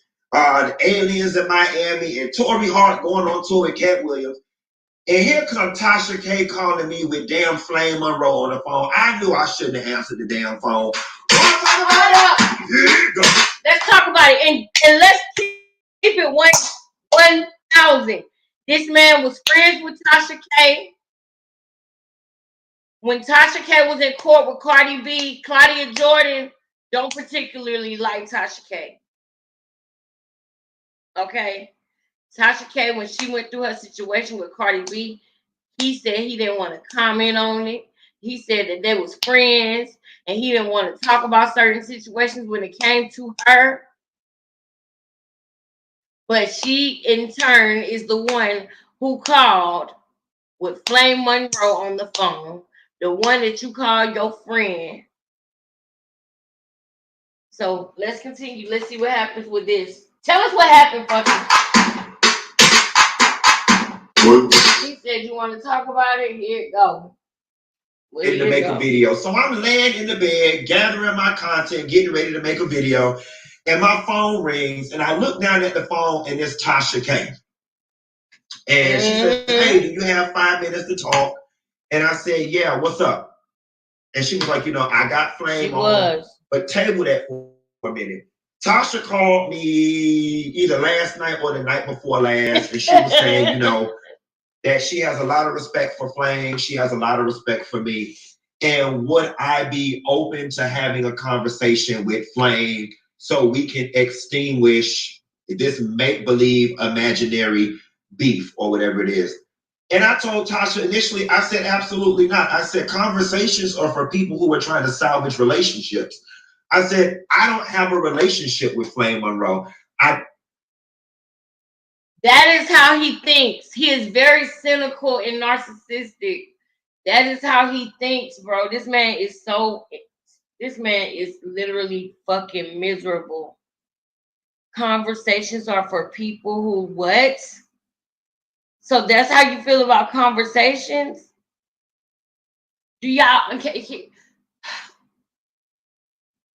The mindset of a person that thinks like that is very troubling to me. Because that's not what a conversation is just for. Only people who you're trying to salvage a relationship with. It's not. Conversations are for understanding. Conversations are things that are needed. Conversations are things that help make change. They help one person understand the other and the other person understand that person. You don't have to not want to have a conversation with somebody just because you don't know them or want to have a relationship with them. Like, that's crazy. But let's continue. Same age bracket, we don't hang out with the same people. So me liking Flame or not liking Flame, Flame liking me or not liking me does not impact my life whatsoever. So no, I mean, there's nothing for Flame and I to have a conversation about. Towards the end of the conversation, Tasha asked me again, Q, would you be willing? I'm always willing to broker peace. So I was like, you know what, Tasha, fine. If Flame wants to talk, I'm open to talking. But let the record reflect, I don't have a problem with Flame Monroe. So Tasha just calls me right now, and she's like, hey, do you have 5 minutes? I'm like, yeah. She was like, I got Flame on the other line. I just, think y'all should have a conversation. So I'm like, all right, cool. And then, Tasha goes, this is off the record. And as me and Tasha are talking, she begins, she slips in there, I want to record this and y'all can do it for the culture. I said, absolutely not. I said, absolutely not. And then I hear Flame in the background saying, well, in a hostile tone, well, I don't want to talk. You can't throw rocks and hide your head. You do everything else public. Oh, baby. And then I just said, girl, bye.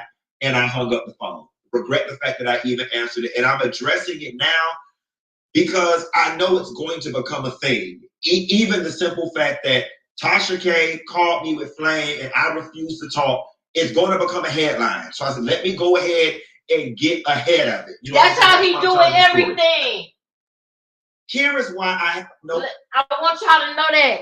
That's how he does with everything. Everything he does, he feels like he wants to get ahead of it. Everything he does is strategic. And his plan is to get ahead of whatever the story, because he don't ever want nobody to be able to spray him with his own tea, okay? He want to get paid off of his pain, okay? That's the way that he thinks. He actually have said at certain times that he wanted to be PR for certain people because he feels like he handles that well in knowing how to apologize, come back from it, let it die down, what to do. He has always said, if you have ever watched him for a certain period of time, he has always said that he thinks that he should do PR like Olivia Pope type shit, spinning narratives and shit like that. That's what he likes. But let's continue. I ain't gonna keep stopping it, but I'm gonna keep stopping it because you know how people get when you exposing them and stuff. They get all mad and shit. But this is fair use, baby. This is fair use. Interest in having a recorded conversation with Flame. I already see this for what it is. If your interest is to broker peace with me and us have some type of understanding, what are we doing it publicly for? I don't know Flame's intentions and I don't know Tasha's intentions, but I have no interest in putting on a show for the people. Because the only thing that's going to happen is me and Flame going to get to arguing while it's being recorded. And then now it's going to create this whole train of YouTube drama. I'm not interested in it. Yes, all right? I don't have a problem with Flame Monroe. Flame did an interview on The Breakfast Club that, in my opinion, was pandering to the straight people. It was very anti-LGBTQ, very anti-trans, in my opinion. I did a video on it. From my understanding, that video upset Flame. All right? And she has the right to be upset.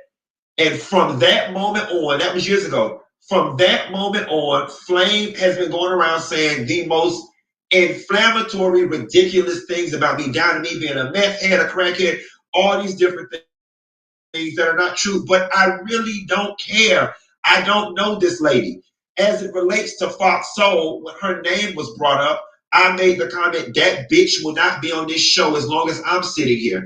And I stand by that. In what world do you invite somebody onto your platform that talks shit about you on a consistent basis? Those are the only two references Flame Monroe or anyone has of me ever making any reference to Flame. So as far as this, I throw rocks and hide my hands, where are these rocks? I encourage anybody to please go online and find any video footage, any social media footage of me saying anything about Flame Monroe. I don't talk about Flame. I don't know that lady. And furthermore, I don't have a problem with you, Flame. I really don't. People think what I got going on with Fox Soul right now has something to do with Flame. I'm here to let y'all know, and I'm here to let Flame know. Flame, baby, this has nothing to do with you whatsoever. You are just being used as a pawn in a bigger game. I promise you. It's a bigger game, y'all. See? Whoever has nothing to do with Flame. Nothing to do with Flame. See? And since I'm already on the topic, Flame, I'm here to let you know, baby girl, the phone call you made on three-way to Al about, the bitch that said he'd never be on the show, I'll be sitting next to you Monday. Kudos to you, baby. Kudos to you. You don't have one up on me, baby. You're sitting in a seat that I vacated. I quit. And what I said held true. You will not be there as long as I'm there. And I'm gone. You can have it, baby girl. I walked away. And quiet as it's kept, you being there really didn't help them much because we saw the numbers last night and we saw my numbers. At this point, they're going to need Michelle Obama sitting in that damn seat to help them. Like, that's what he wanted, y'all. For the masses, and this is what I would have said to Flame. That's what he wanted. And let me tell you something. And this is something that is crazy because this is something that Nene Leakes said, but I always say it. Y'all. Bucky, you are a bunch of yes, which only woman. Yes. And let me tell you something, sis. Yes, he did. And he was mad at Claudia, girl. He was so mad at Claudia. And I'm going to find that clip and show it to y'all. Today's video is going to be about Funky because it's so much that we got to get into with other topics that I'm going to take a break and probably either come back later or come back tomorrow. But we're going to finish this because it's some shit I want to show y'all. First of all, with this video, we're going to let this video finish playing. We got about 7 more minutes of this video. We're going to let this video finish playing.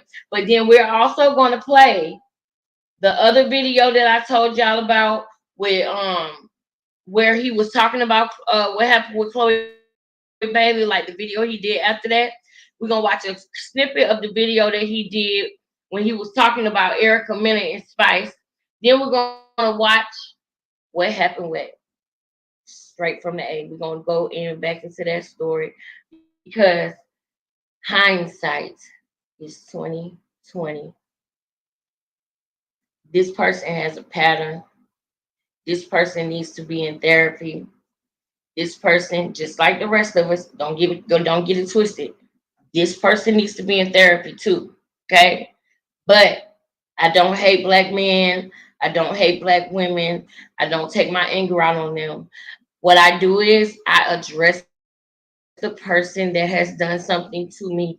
And this is why, because I don't want to be a person like this that has been full of pain from a certain individual in their life and didn't have the balls to say how you really felt to your mother before she passed away. God rest her soul in peace, Lord. Because nobody's perfect. But you didn't have the fucking balls to say it to your mother even before she was sick, when you was in high school, when you was in college, when you didn't stay there no more. You had all this anger and stuff against your mom and you never addressed it with her. God forbid, I'm sorry that she passed away, but you've never really had positive things to say about her. That's why when you have an out with your brother, y'all go to him. Don't wait. Don't hold no stuff in that somebody did to you. Tell them what they did. Tell somebody when they hurt you, especially if it's a parent, especially if it's a sibling, especially if it's a cousin or auntie or uncle, somebody that's in your family that you got access to, that you can talk to. Don't wait until they pass away to start showing all your anger to other people, because then you become bitter and hateful. Everything that reminds you of your mom, you hate. And the most thing that is a woman, period. You hate black women, allegedly. In my opinion, that's what it's given. That's what it's given. And you sat up there and you talked about how, oh yeah, we saw the numbers last night because my numbers was better. You purposely went live at 8 because you wanted more viewers than them. You wanted to show them up and show them who the talent was. You wanted to show who you really was. You was a big dog. You was this, that, and the third. Just like how he always say, anybody who ever watched him, you know he always talk about how much pull he got at Bravo and how much pull he got at these networks, and how he knows that certain things he say could control whether somebody is recasted or fired from the show the next day or the next time. I remember Dr. what's her name? Not Dr. Jackie, but Dr. Heavenly. I remember her saying, now you ain't got that much pull. Now you can say how you feel without worrying about anybody getting fired. She had to literally put him in his place because he thinks that his opinion holds so much weight that it can get somebody fired from their job at Bravo or Love and Hip Hop. That's what he really thinks. It's crazy. This is not a game, but he's treating it like a game. And he feel like he got Claudia by the balls because she just bought this new house. And now the show that she was doing, he wants it to go down the drain. And I pray that it don't go down the drain. I hope that it does well. But there are certain times in life where certain matchups make so much sense and are so entertaining, like T.S. Madison and Kaya was. They were so entertaining together. But that they broke up, okay? Fox Soul, they were just finally starting to get their rhythm, and people were finally starting to just watch them and look for their videos to come on and can't wait for the topics and everything. And because he has delusions of grandeur, he feels like it was all on him, all on his back. It was all him. And it wasn't all him. It was all three of them. They needed each other. And he wanted to get out of just being on YouTube. So not only was that the opportunity of him getting paid $250,000 a year, but also it would allow him to get other jobs. It would allow him to be on other stages. It would allow him to have more exposure than just being somebody who is very popular on YouTube. That was his out. He wanted to be a part of Fox Soul. He did. He spoke about it. So for him to do that is just like ridiculous. It's ridiculous. The phone. If what I did in that Breakfast Club interview offended you to the point, Flame, where you're still upset years later and you got to hurl insults and all these types of things, then I apologize. I do. Flame, I really do feel like sometimes your commentary about the community panders to the straights and is dangerous to the community. And if that offended you, Flame, I'm sorry. But let the record reflect. I do not have a problem with Flame Monroe. I do not have a problem with Flame Monroe. I do not have a problem with Flame Monroe. Flame Monroe, you, Fox Soul, and TGIF, I wish y'all all the best, baby. You can have no, you don't. You can have it. You could be in it. I'm gone. Do good, mama. Thank you and be blessed. Moving right along, child. The people is mad, honey. The people is mad, honey. They say they don't understand why Vivica Fox shaded Taraji. Now listen, I don't think Vivica Fox. All right, so now. Oh, yeah. I want to go to the page. We're gonna go to the page, y'all. We're gonna go to the page. That's what we about to do. Daughter was really looking for greater academic challenge.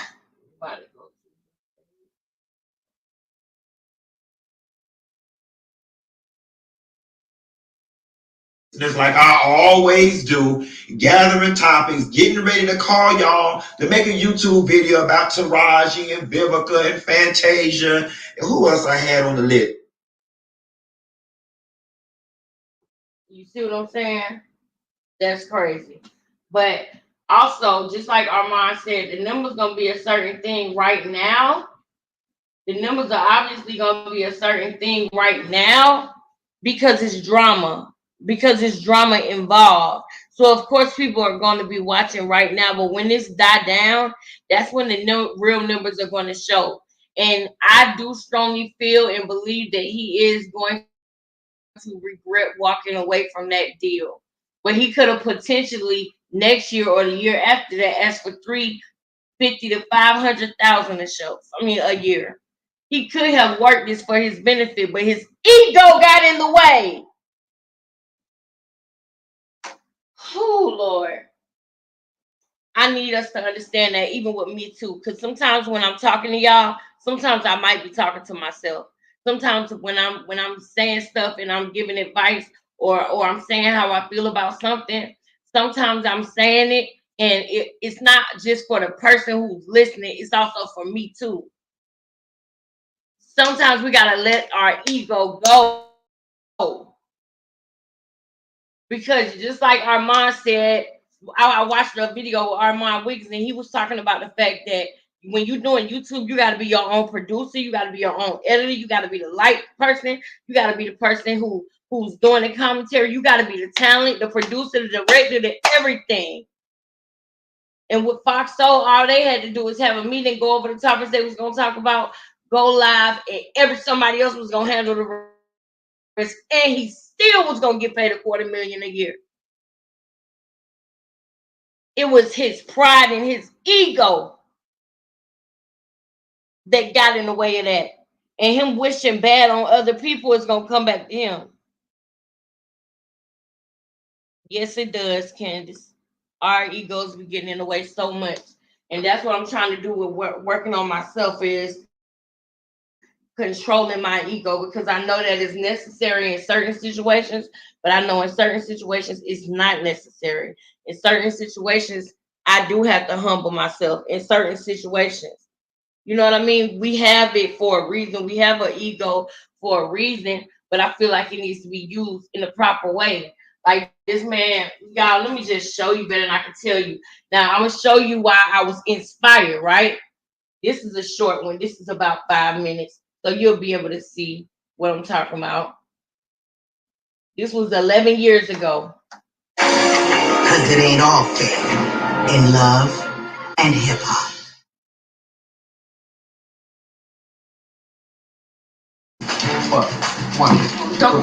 He threw a drink at me and messed up my stirrer that I got from Neiman's. I could have killed him, but oh, don't worry. He gonna buy me a new one.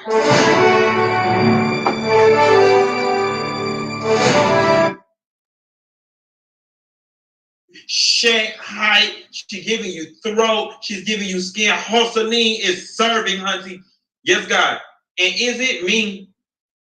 Or is this bitch's vernacular everything? The way she sliced and diced them damn words. Your vernacular is everything. Get enough. Okay, Love Hip Hop episode number 2 was okay. It was okay. Nothing too much to write about, but you know I lit up every time Hosseline hit the screen. Let's see. Carly Red, it looked like her character's gonna be very supporting. Arian, her character's gonna be very supporting. Stevie J and Mimi, you know, they further developing that. Now, do y'all get my point? How Nene came in and said, since you fucking this bitch, you're gonna give me 5% of hers and 5% of yours. Let me tell you something. All right, so I did that so that y'all can see where he started from, okay? We ain't gotta watch that whole video. This is a video with him and K. Michelle when he first started. We ain't gonna watch the whole video. We just gonna peep at it real quick. Wait a second. We're just gonna take a peek and we're gonna jump out because I got something else to show y'all. But this was the beginning of him. This was when he started. This was 11 years ago. With the lumpy booty. Oh, man. It is what it is. Don't act like you haven't been through no real life issues either.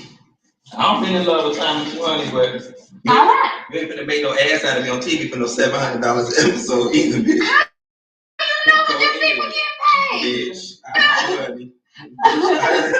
Oh, Lord. I've been in Miss Atlanta too long, honey. I know the tea. Oh, yes, God. God.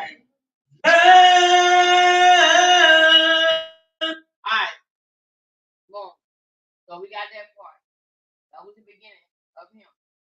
Now, what I need to go to real quick, okay, do the upload. So this is gonna take me all the way back. This is gonna take me all the way back. We're gonna go back about 4 months. Boom, 4 months. Alright, this the one with Erica and Spice. So that means that we're close to the one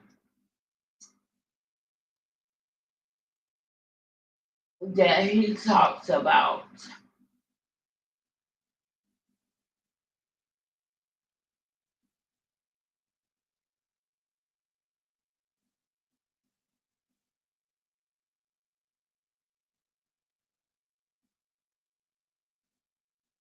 Let me find out who deleted that video. Yeah, because that's back in 7 months.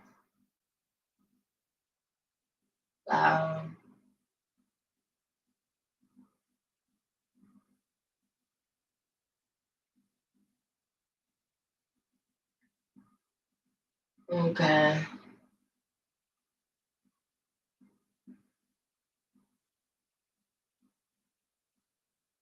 Okay.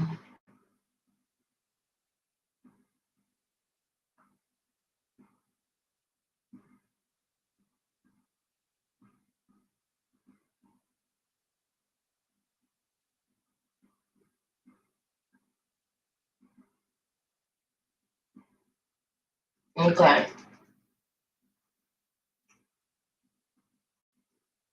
Now, this video right here. This is the one where he was talking about Erica Mena and Spice. This is the one where he was saying that he didn't feel like Erica was wrong. We're not gonna watch the whole thing because, well, we could. It's 20 minutes. We could. Candace, you down? You want to watch the whole thing, sis? Thank you so much. Because what we can do is we can go ahead and watch this one, and then we can go into the ATL and stuff, and then we can wrap it up. You down? My girl down, my girl down, my girl down. Try where you at?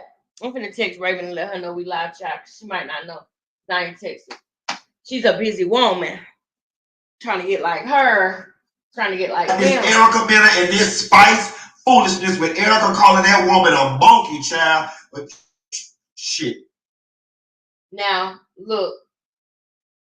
I'm gonna start this over real quick because this is the thing that I want y'all to pay attention to in this video. I want y'all to pay attention to how he views Spice. I want you to pay attention to the passes that he gives Erica Mena. This is coming right off of everything that happened with Chloe and Haley Bailey. This is coming off of all of that, okay? So his energy in this video is a certain way. And I noticed it because of the fact that it was right after everything that happened with Fox Soul. So he's feeling a certain type of way towards black women at this time because black women have been jumping on his head, telling him he was wrong, he was this, that, and the third. And I feel like in this moment, his feeling was as if black women was giving him a whooping, like black women was giving him a spanking. That's the way that I feel that he was feeling in this video. So in this video, I felt like I could see his agitation. I felt like I could see his slick shade towards black women, all of that. So let's peep game on all this. Now I'm gonna shut up and let it play. Nessa girl, y'all wouldn't even let me enjoy my vacation good without blowing up my line about this Erica Mena and this Spice foolishness with Erica calling that woman a monkey child. But shit, quiet as it's kept. The people want to know, do she look like one or not? Oh, want to talk about it?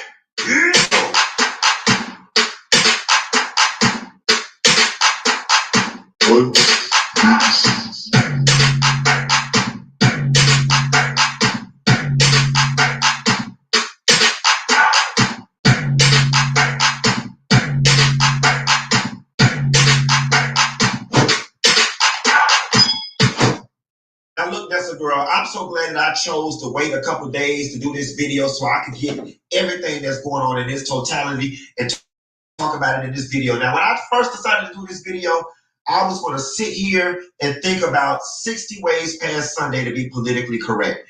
I actually just deleted the video that I had started working on because for the first 4 minutes, it didn't feel like me. And so now I'm finna just speak like me.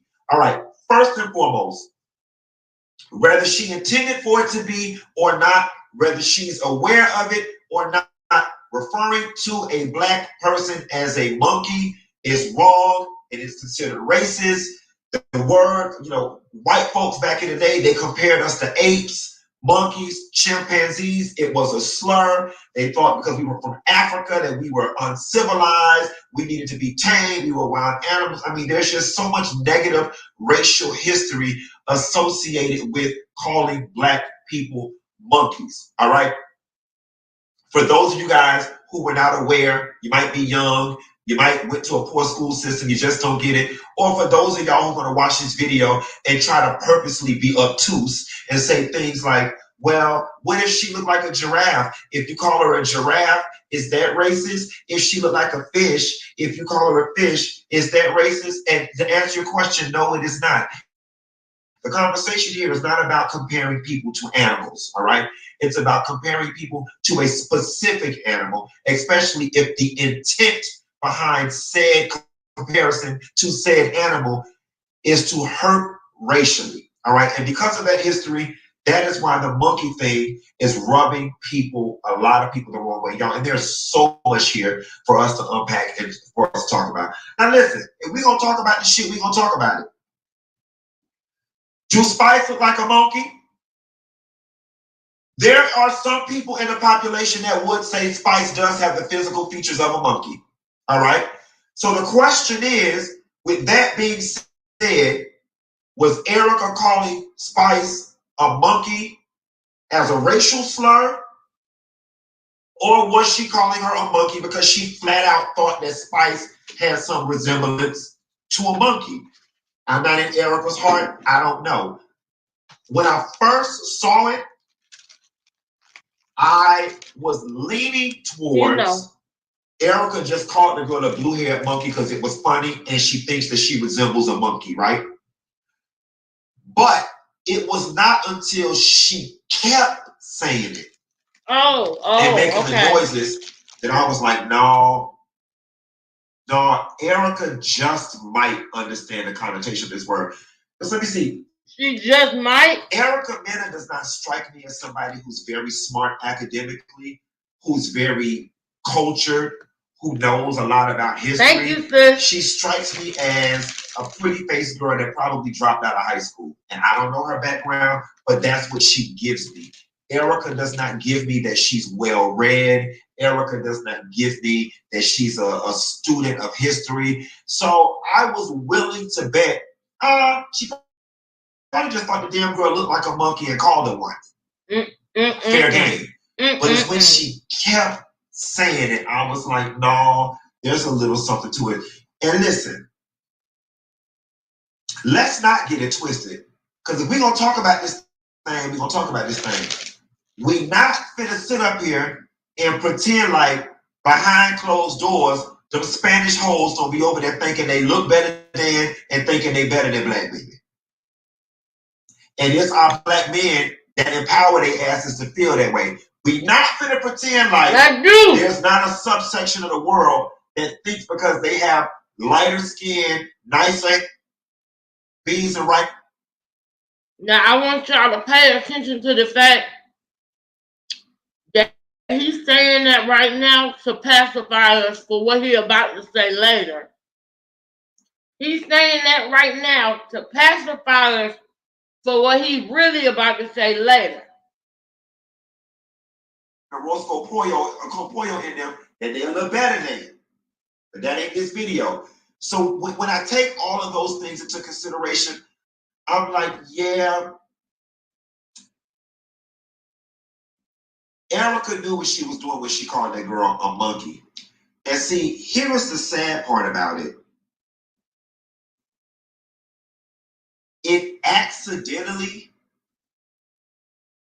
Erica accidentally revealed who she is and what she thinks of Black women.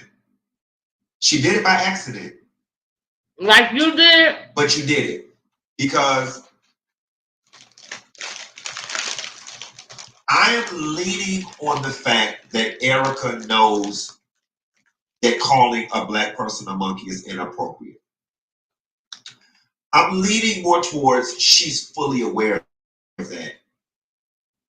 And just how they say a drunk mouth speak a sober mind, a mad mouth speak a sober mind. The fact that A mad mouth speak a sober mind. He's mad. In the heat of the moment, you meant to shoot Spice, but you shot up all black women. Oh Lord! That's You meant to shoot Spice by calling her a monkey, but you shot up all black women. I guess he's saying we all look like monkeys too. Because he said he thinks Spice look like a monkey. He already said that. Man. you.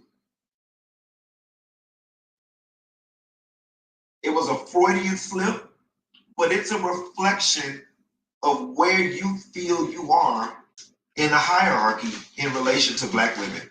Now I might be putting too much dip on my chip, but that's what I took from this. And see, this is a very peculiar situation because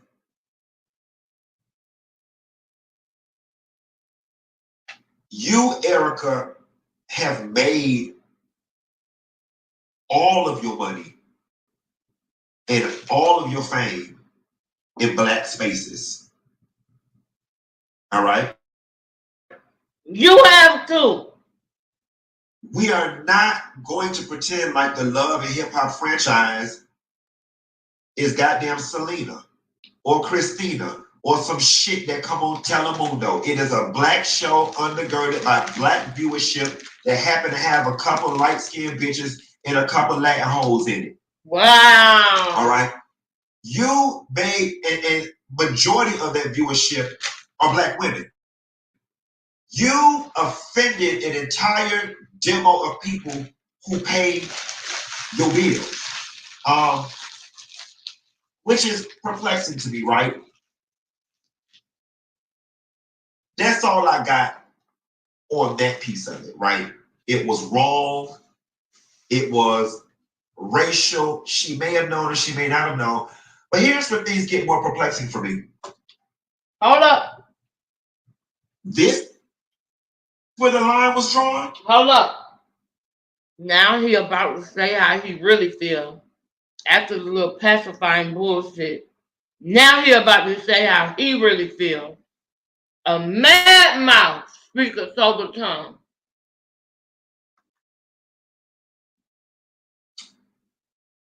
This is where the line was drawn? Oh, God. And I probably shouldn't do this, but I'm going to do it anyway. All right? And the network and owner are not going to like this, but I just have to keep it real. The network and every producer who got their eyes on that footage prior to it airing, y'all ain't shit. Wow. Y'all this was filmed months ago. Hold up. Now listen.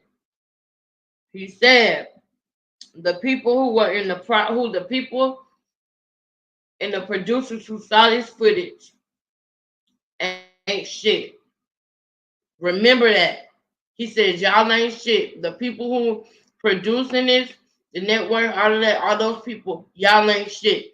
So let's see who the y'all is who he talking about. Who is the y'all that he's saying ain't shit? Let's listen. Y'all should have edited this out. All right? And listen, it's not about protecting Erica versus not protecting Erica. It's bigger picture. It's about protecting your brand and protecting this vessel called Love and Hip Hop that's been running now for over 10 years. This should have been edited out way back when. Y'all got how many black producers on this show that seen this footage? The locked edit makes it to TV, and nobody at any point, as many black women producers on that show, as many black executives are up there at Viacom. Nobody. As many black women producers that are on that show, as many black executives here. I'm gonna say it, ladies. Executives that are on that show. Y'all ain't shit. That's who he's saying ain't shit. That is who he's saying ain't shit. He's being crafty with his words, but he is hating the black woman right now because he just got a lashing, if you will, behind what he said about Chloe Bailey. This video is 4 months ago. If you look up the beef and everything that happened with Chloe Bailey was 4 months ago. His contract that he signed was for 6 months, not 4 months. So 2 months into his 6-month contract, he knew when my contract up, I'm done with these bitches. And I'm going to let Claudia get comfortable and think that it's all cool. I'm going to let Al and Claudia think that everything is good and we all cool and we going and we doing this thing. And at the last minute, I'm going to say, fuck they ass. Because I know I'm the star of the show. I know that. They come here to see me. They don't come here to see nobody else. They need me. I'm the star of the show. I'm going to walk away from 250 grand because I can.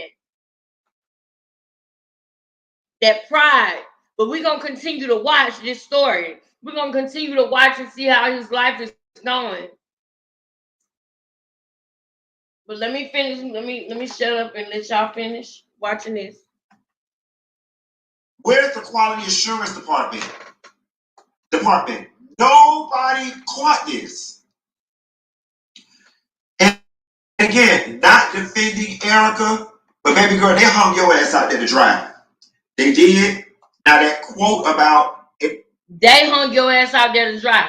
He's talking about black women. He already said that it's black producers. Black women producers. He already said that. So he's saying black women hung your ass out there to dry. Who will not be returning to the next season of Love and Hip Hop. Maybe they're just going to make her sit out a season and maybe she's not fired. But I'm going to tell you why this is fucked up. As good as Love and Hip Hop has been to Erica, Erica has been good to Love and Hip Hop as well. And it's fucked up to work at a place and not be protected. And these people don't make millions of dollars off your back. Boom! Okay. Did y'all hear that? He's taking this personal. I need y'all to really peep game. He said, these people that made millions of dollars off of your back. That's how he's feeling. He projects a lot. But if you watch him enough, you'll know he ain't talking about just that. He's talking about how he's feeling. He's about to sneak in the words and the things that he can't say when addressing the situation because he knows it's dead wrong. But this is how he really feeling. Is that they make millions off of your back. So he feels like Fox Soul made millions off of his back. I'm telling you. Now I know some of y'all that's gonna be so deep into y'all protect black women bad that you can't see past your emotions and her being punished. I get all of that. And you got the right to feel what you want to feel. But we got to put a period, close that book, and let's talk about the business of this thing. All right? That clip should have never aired. It should have never aired. So one of two things happen. Somebody don't like you, they set your ass up and purposefully got your ass assassinated, or all the other 35 people who saw this shit before it made it to TV just really ain't on their shit and don't have their pulse on the culture. Oh, wow. I've worked with Love and Hip Hop before. Listen. There are a lot of black women over there. Come on now. Y'all hear this shit? Y'all hear this shit? I'm telling you, he indirectly attacking black women. I worked on Love and Hip Hop. There are a lot of black women over there. He's talking about producers, executive producers. He's talking about everybody that is a black woman, but he's sneaking it in little by little, but he's saying how he really feels. He's just using this topic to do it. producing roles. I'm just not understanding how this made the light of day. Now, Mona threw her thing up with Handle. I'm not impressed. Oh wow. And I love Mona to death, but I just gotta say this shit. It came off performative as fuck. It came off as one of them Trump dog whistles to white folks. It was a silent dog. It was a silent dog whistle to black women, but it was performative as fuck. All the things over the years that needed to be handled. This is the one situation, Mona, where you want to swoop in and put your Olivia Pope hat on. Handled.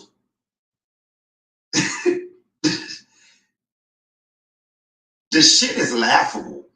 You laughable. And I love Mona to death. I'll always attribute Mona with giving me one of my starts in television. But that shit was laughable. And quite frankly, it felt a little beneath Mona, in my opinion.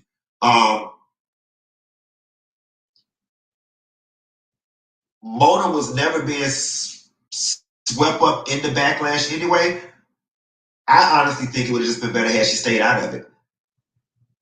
Quiet as it's kept, your ass stayed silent on every damn thing else that people took exception with on Love and Hip Hop Atlanta. So I'm not understanding why this situation brought you out of your back cave. Not to mention, we've all been in the business long enough to know that these people can't stay mad beyond 2.5 days. Time was going to handle the situation regardless.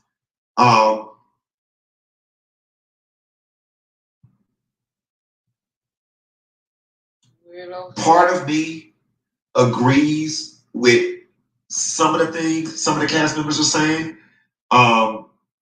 Like Scrappy was saying, he don't understand how somebody can get fired or get in trouble for being put in these situations, and then they react or whatever, and now they're fired. And listen, two things can be right at the same time, and we can't confuse two things.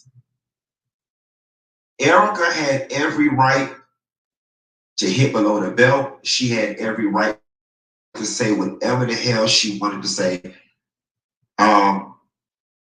But you don't have the right to be racist. And that's where Erica fucked up at. If she would have said, that's why your mama in a wheelchair, that's why your grandma died of diabetes, I hope your grandma get hit by a garbage truck, she wouldn't have been wrong. Because let's not get it twisted. Spice said it the fuck off when she said, with your 17-year-old kid that don't like you. Wow. That shit cut Erica deep. Oh, so they gave her excuse. What Spice said out her mouth was violent. Oh, okay. All right? And y'all don't think words can be violent. What Spice said out her mouth was violent. All right? And the only place Erica went wrong was making a statement that could be, interpreted as racist. Had she would have said anything else, she would have been full within her right, because Spice did go low. So I say that to say this. You got the personal piece, and then you got the more global piece. Had this not been on television, and I would have just heard through the grapevine, oh, Erica and Spice got into it at the Dairy Queen. Spice said something that Erica called her a blue-haired monkey. I probably would have been like, Spice deserved it. I feel like she deserved it. Wow. But because, despite the fact that it is your life, you're still making a television show. Even in the midst of fighting, you got to conduct yourself like you at work, mama, and you can't go around at your job using racial stereotypes and racial tropes. You just can't. can. And I can understand y'all talking about all gloves come off when people are fighting. Yes, that is all fine and well, but you can't shoot up all us over here. And that's what Erica did. She didn't shoot Spotty. She aired that motherfucker out. She shot all us up. How we get in it? How we get in it? Here's what I would have done. Because the network and the franchise are always looking for cheap specials to produce for content. You see they do all these clip shows and these flashback to the past shows. This would have been a perfect opportunity to get cast members from Love and Hip Hop, past and present, and had a sit down with all the women and talked about colorism, misogyny, Wow, that's being fact. a woman in the entertainment business, fact. beauty standards. And it could have been an hour-long special hosted by Nita Parker or Mona or me or whoever. Or me. That's what You hear I that? would have did. I would have turned this shit into a teachable moment. Maybe Erica didn't understand the full brevity of what she said and calling that girl a monkey. It would have been a perfect time. Kind of like when Iyanla had got Hazel E on her show, and Hazel E was referring to those girls as dark or whatever, and she had that room full of different shades of brown in the room, and everybody was talking about their experience and so on and so forth. It would have been great to have seen that in a Love and Hip Hop light, especially considering the fact that some can argue that we rarely get anything positive out of the show and out of the cast. This would have been a perfect opportunity to show a mature cast. Could have had Amara Negra there, being the Afro-Cubano, have Erica Mena there, speaking as a lighter-skinned Latina woman who has children with a black African man who some could say also resembles a monkey. Wow. When Erica could have been properly schooled on what if somebody calls one of your children one of these. There was so much opportunity for success from this moment. I'm all about the teachable moment. You are? Here is what we do know. Erica Mena will not be returning to Love and Hip Hop Atlanta next season. That's not a win for y'all. It's a hollow victory. Oh. And y'all sitting at home with your Twitter thumbs and your fake outrage, and you just want to feel like you've been heard. And I get that.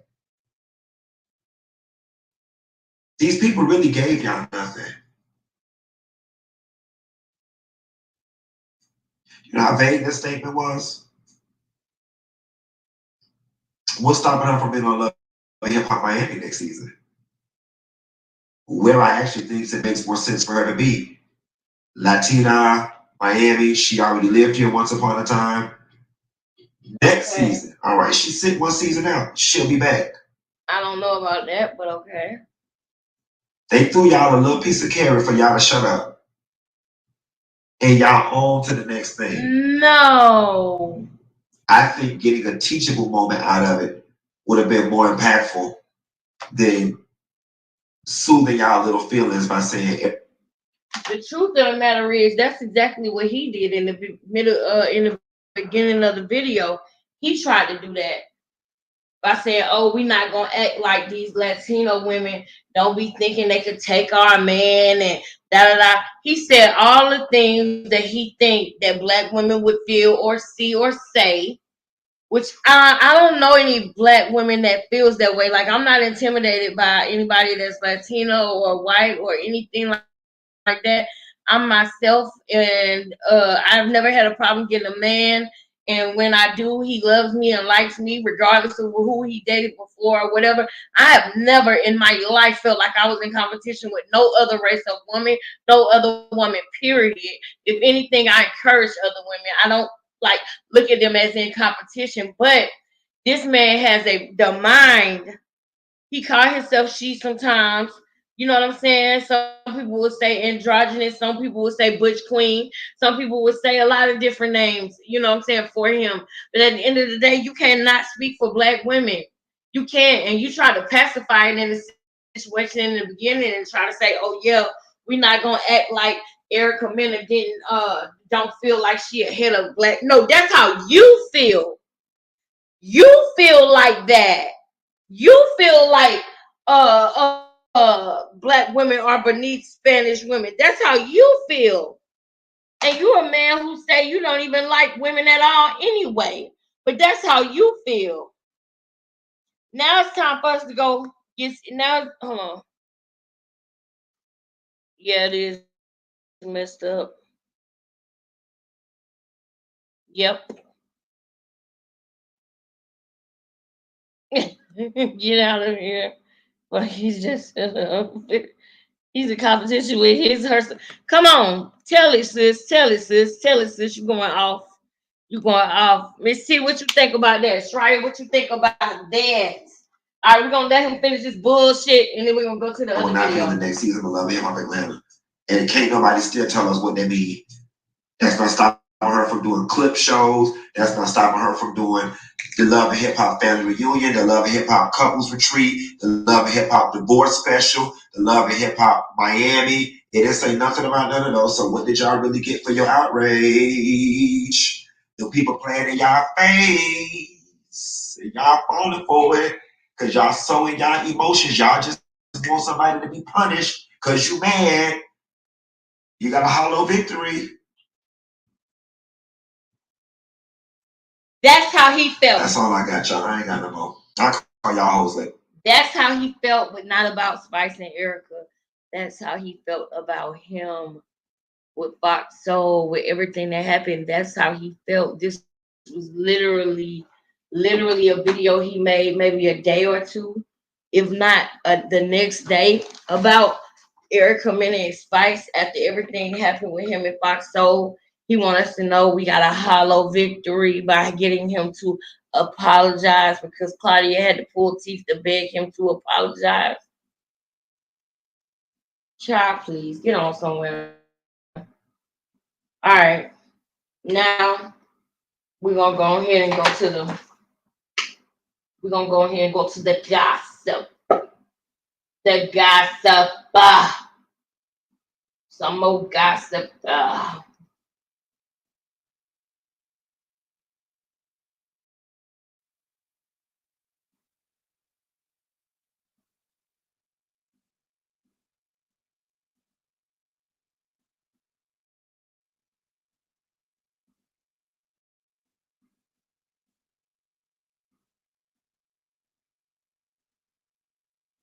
All right, let me see.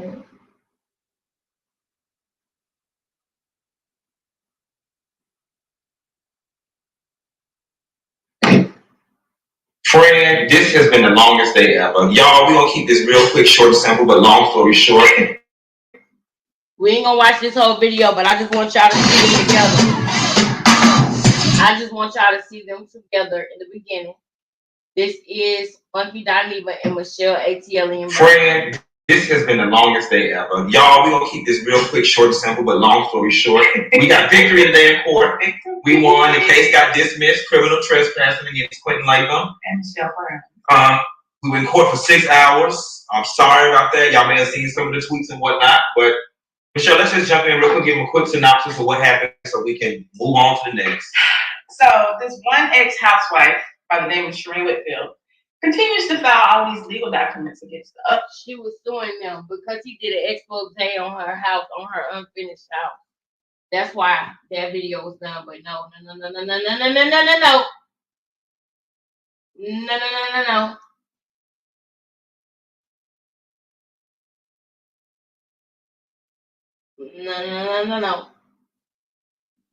No.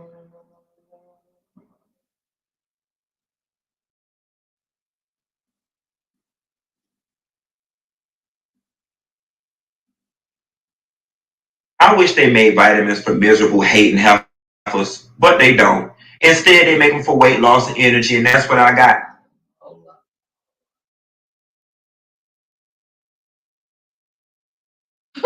Surviving Junkie Dineva. I wish you would have made it so long. Yes, any? Michelle Brown apologized for Funky Dineva. I want her to show the house. Oh. How y'all? I want her to show the house. Let me run to the kitchen and get me a drink. Okay, hold on.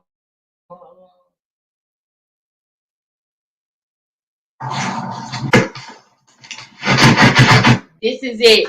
I think this is the one where she's gonna go inside the home. And she's gonna show. Oh my God. Hey, this is the one where she's gonna go inside the home and she's gonna show how he left her home.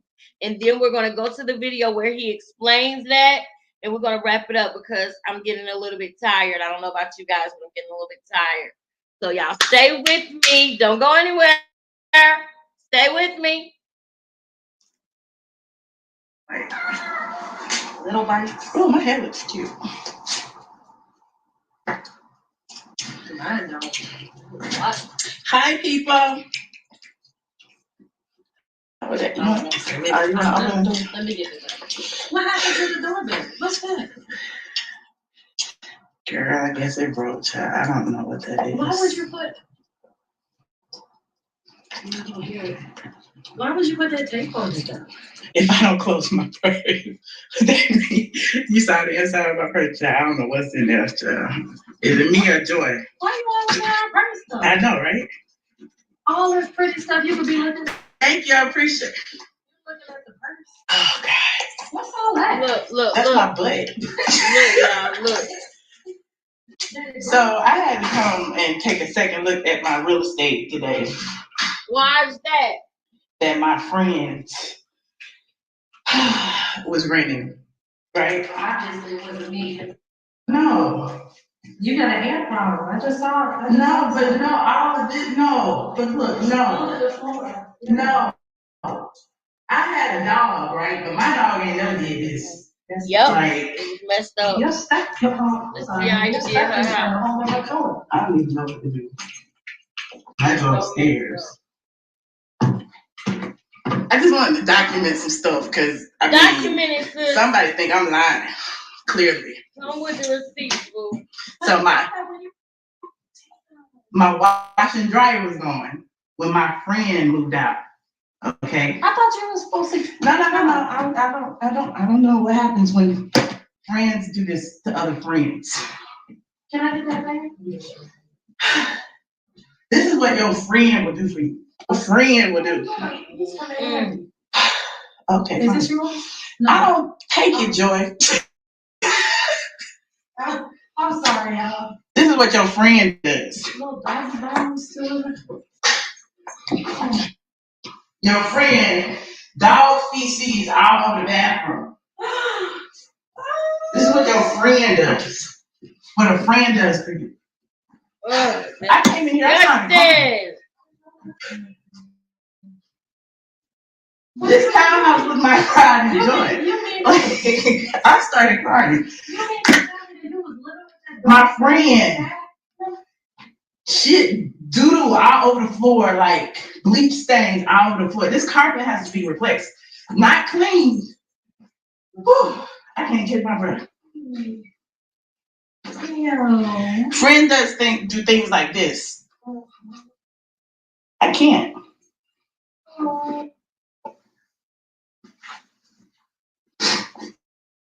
There was a washer and dryer. My friend said my raggedy washer and dryer. They didn't take my raggedy washer and dryer. That's what they said. But my raggedy washer and dryer is not. You probably taking it too. Wait, I'm not even finished. It's just a top hat. It's just upstairs. Hey Darius, how you doing? Hi Darius. I just had to come see this one more time. Hey Darius. I can barely breathe. This is how your friends treat your shit. Hold on, I ain't even no lights in here. Oh.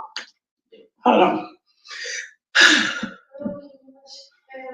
What? It's custom too. I'm sorry. Pet doodle, doodle, doodle, doodle, doodle, doodle, doodle, doodle. This is how your friends treat your shit. If I got friends like this, I don't need no enemies. This is how your friends do your shit. This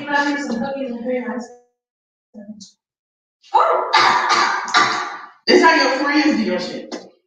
And he was like, you said you was gonna replace the wood. The wood needed replacing before you got there. Okay, I'm gonna show you what needed replacing before I got here. Oh, he didn't say that. That one piece right there needed replacing. Now, look at the wood. No. That one piece. Now, you got it. Place it right there, the dog and pee. Place it right here, the dog and pee. The steps, the dog and pee, the dog and pee, the dog and pee, the dog and pee, the dog and pee, the dog and pee, the dog and pee. Dang. That's crazy. This is not my fault for this. Me. And I let a friend, I'm about to cry. I let a friend move in. No security deposit. No security deposit. Know what that friend did to me? That friend didn't pay rent for 3 months. Okay? I had to put my friend out. So now my friend is mad at me because I had to put him out. So I taught this friend. I'm gonna start crying for real. Sorry, we gotta pause, y'all.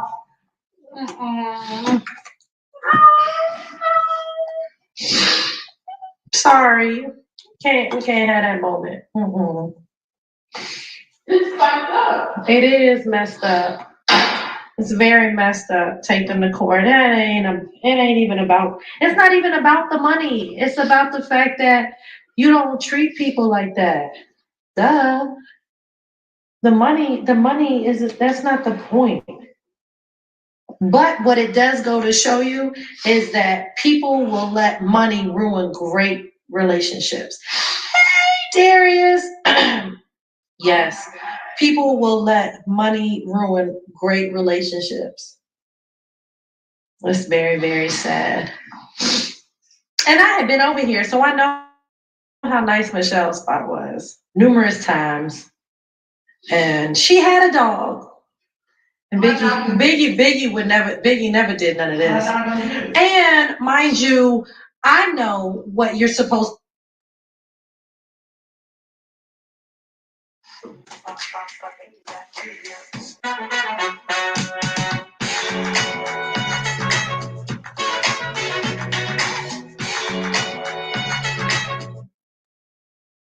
No. Money is not the root of all evil. That's not what the Bible verse says. It says for the love of money. For the love of money, if you're gonna quote the Bible, we gotta quote it right. Quote it right. It's for the love of money, and money takes root of the owner. So if you got a bad heart, you're gonna do bad things with money. Right? Go get it. 37. It is the love of money, not money is the root of all evil, because it takes the owner. If the owner got a bad heart, if the owner is a bad person, then they're gonna do wrong with it. But if the owner's got a good heart, this would never happen. Never. People never treat your stuff right. They don't come back to him for doing that. Of course, God don't bless mess. Of course, that's very, very true. I mean, we're not worried about it coming back to him. You know, all of that will happen. My issue was I tried to talk to him about it. Like, dude, like Michelle was very, very, very cooperative. Where is my washer and dryer? Where are my appliances? What is going? Like, they just disappeared. Like, okay, like what happened to them? You know what I mean? Like, my thing is, okay, people have issues that has nothing to do with me. You know what I'm saying? Like, I'm not even putting his business in the street. That's not what I do. But my issue is, this is my house. I purchased this townhouse. I let a friend rent this townhouse. And yes, it's fucked up. It's fucked up. I gotta spend thousands of dollars to get all of this shit redone. New wood floors, new carpet upstairs, and then he has the nerve to email me and say you harassed that I'm harassing him because I asked him for the money, or I asked him for the rent that he owed, or I asked him for anything, or he feels like because he moved out, everything should be good. That I'm sucking him into drama. mama for asking him for money.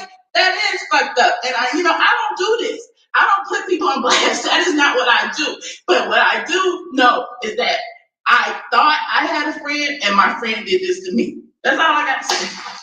Fuck that. Period. Period. That sucks. That sucks. That she even had to go through that. Blasty. That's all she has to say about that. Yeah, I'm just wondering, so were you stepping over the dog poo when you went to go use the bathroom? Upstairs? Like, you just saw dog crap on the ground and you... All right, now, I need to go to the one where he explained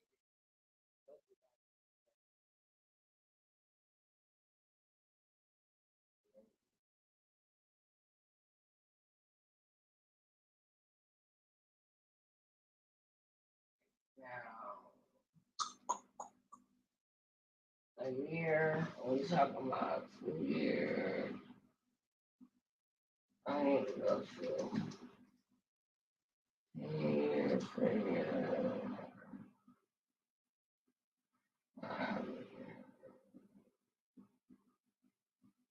Get ready, because you about to be an ATM.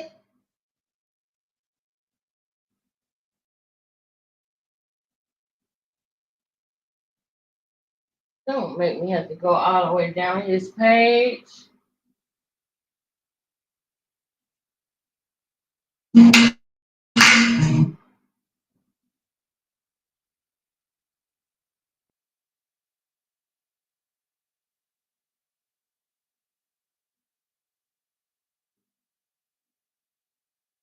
What's up, squad? What is up? What is up? Shout out to my new members. I see y'all in here already. Miss Graham, I see you.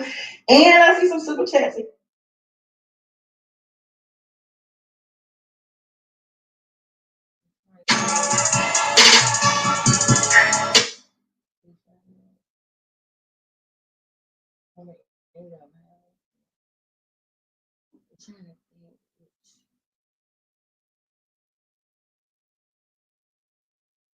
It's the one where he literally explained it himself. Maybe if I put explain, jail around fucking I need to explain eviction.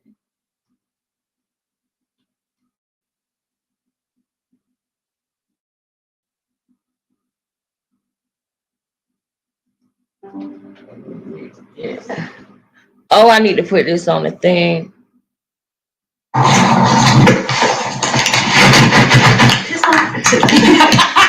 Why are you so stupid? Oh my god. Yep. Oh, my hair looks cute. He was using for her for what she could do for him at the time. That's facts. Hi, people. That's facts. He was definitely using her. Okay, this is the one I think. Okay, that you could have got it. That's the one. Shall we jump? That was the one where she got the dog. Oh, where is it?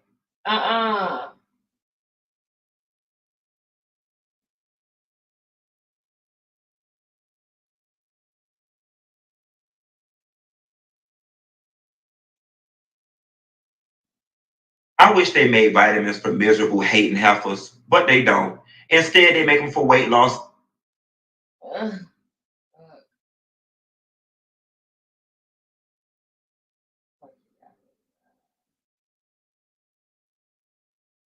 I'm gonna find it, honey. Now this the one. Oh, how y'all doing? Throw away my island. This the one. Oh, hold on.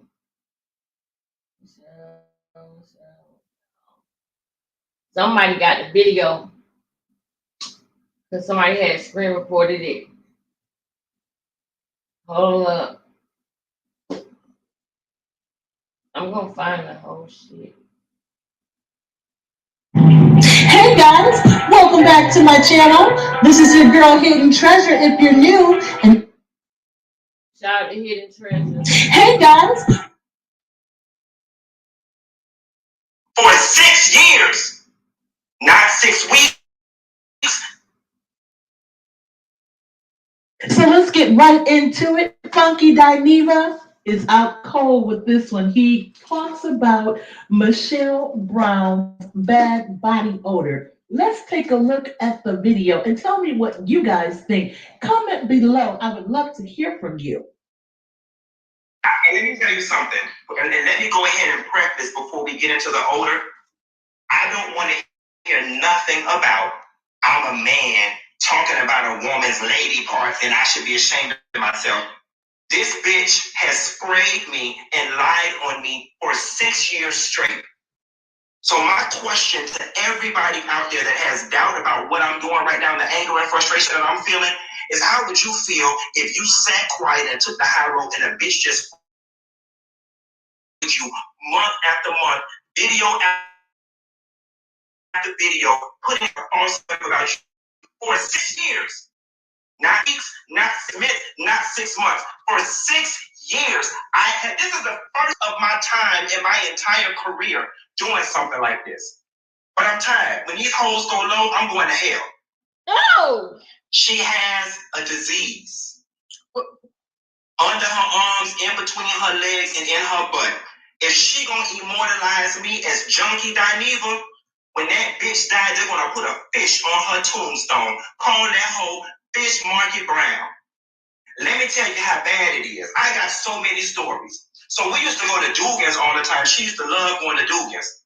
And these are the things she don't understand that I did for her as a courtesy, as a friend. One time we went to Dugan's and she had to go to the bathroom. And I went to the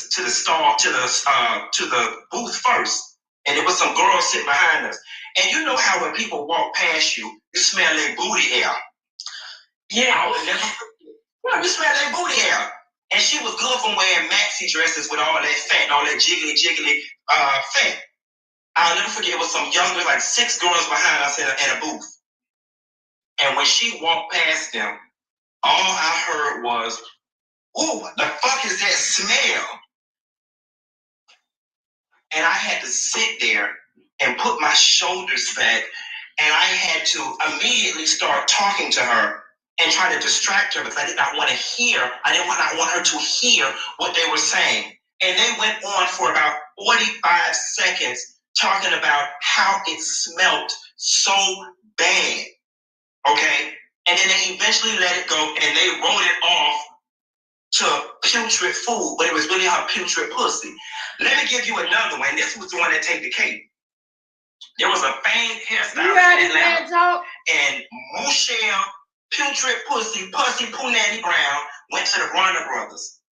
Not only did she smell down below, in between her legs and in her butt, she smelled under her arms and behind her back flaps. That's how you know she got a disease.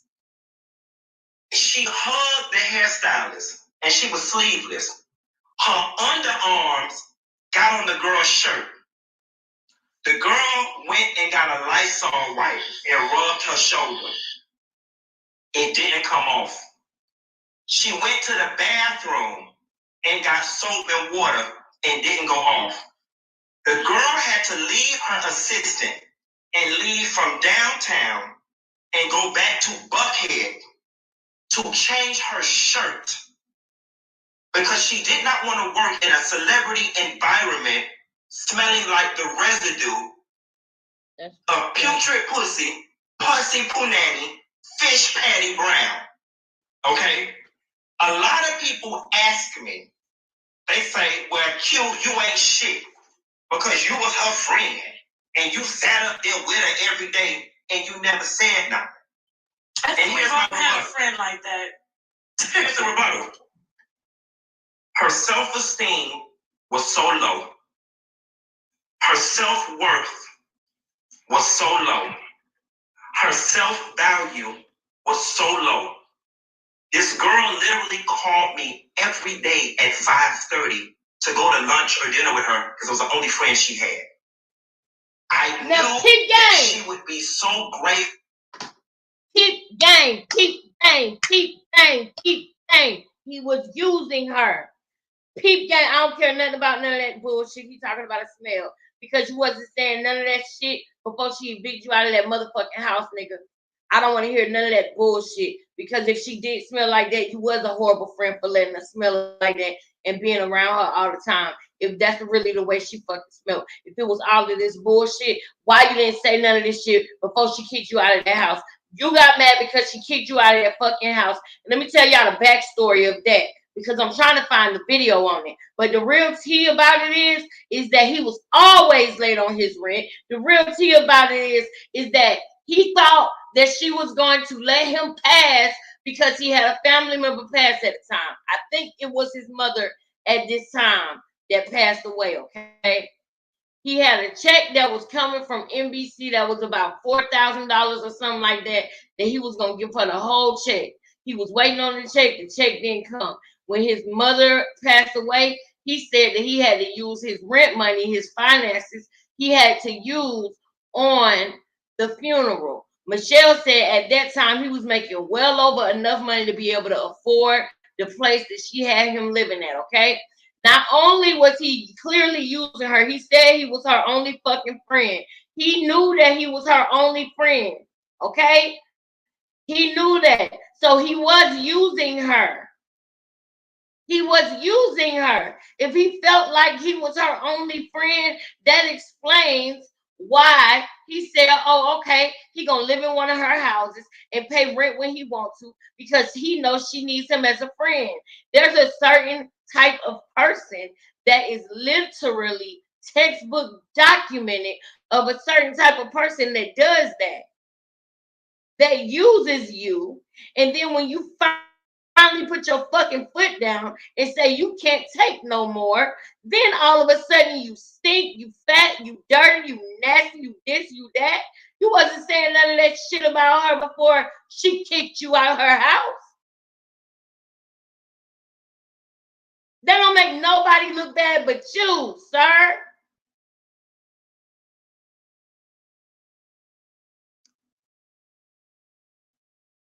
Yeah. I can't believe Tasha can't even let that ride. That's fucked up. Well, let's continue. Being embarrassed if I ever said something to her about it that I couldn't. I chose not to. I endured it. So I would get in her car and I would play in my phone and turn my head to the right. Because when she turned the corner like this, you see how I did this? All this underarm air will come over on the passenger side. And she had a very nice Porsche with a good air condition.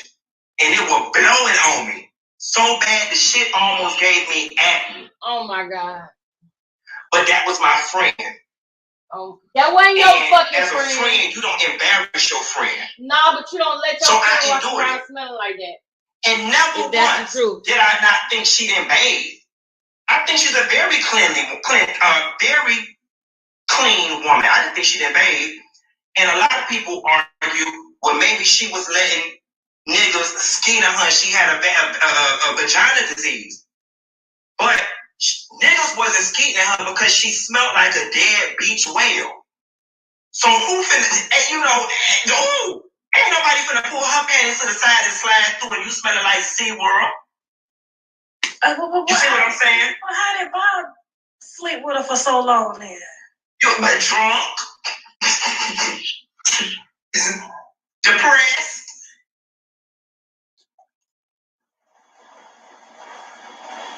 Damn. And anybody else that slept with her, she was giving her money. I always thought that was just like a clapback, but I heard Kaya it wasn't a clapback. It wasn't a clapback. She doesn't smell like it because I guess she's a pescatarian. And it wasn't a clapback. And I'm going to tell you something. I don't like Kaya, and Kaya don't like me. Okay? Even Kaya got on her thing and said she smelled like a shrimp basket. K. Michelle got a song called talking about this goes out to Michelle Fish Market Brown from Straight From The Ass blog.com. Her entire Atlanta reputation is the smell of her body. And I'm not going to regulate it to her vagina because it wasn't just down below, it was up top as well. So my whole thing is, while you around here fucking with me, pick a struggle. Rather it be your face, your ass, in between your legs and in your butt, under your arms. Maybe she ain't washing them nasty ass body trainers and waist trainers and girdles and shit she was wearing. Maybe she ain't washing her bras. Okay. But I want to get into another thing. I hope you guys enjoyed this video, and if you did, be sure to hit. All right, I'm gonna try to find that video if I can find it.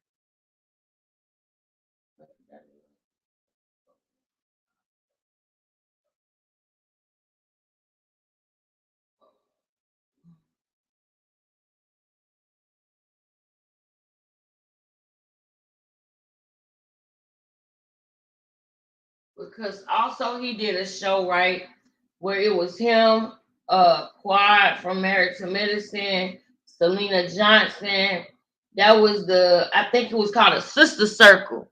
He was on the Sister Circle, but he ended up getting fired from the Sister Circle for certain reasons as well. And that's when he ended up moving, when he wasn't a part of the Sister Circle no more. I think that's what it was called. I'm gonna look more into it because, child, I'm tired as hell. Let me see. Hold up. Is this it? Wait.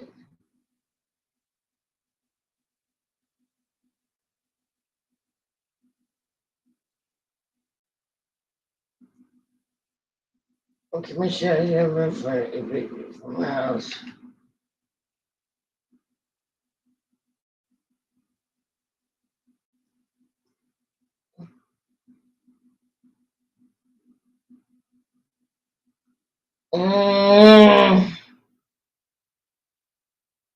I'm determined now. I have to find it.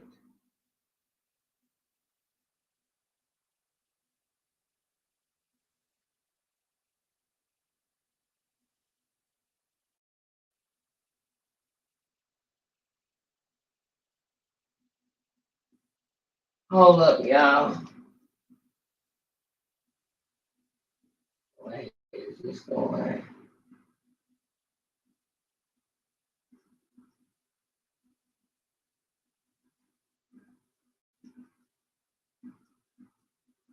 Oh, I want to show y'all so bad.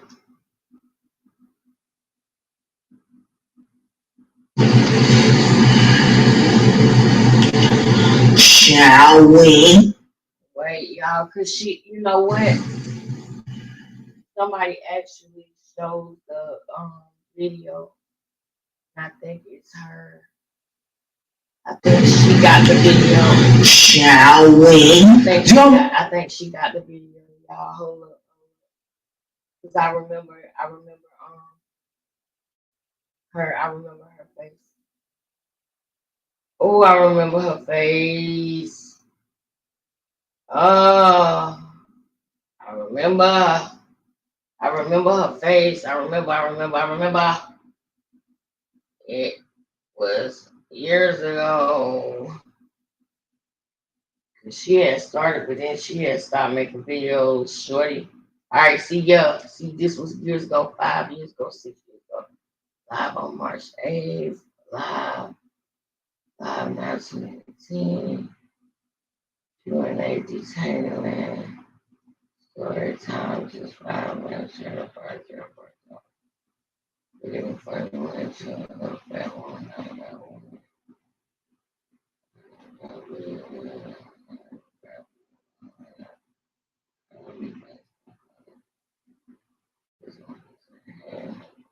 Damn. I know.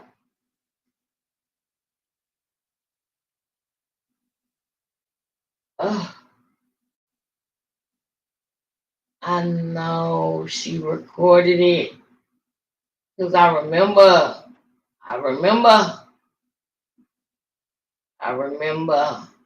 she recorded it and she was playing it.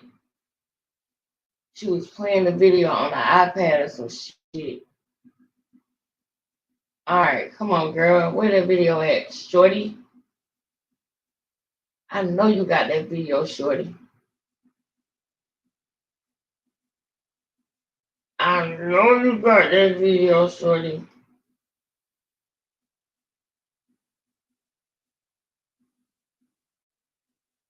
Fuck. I know you got that video. Let's go.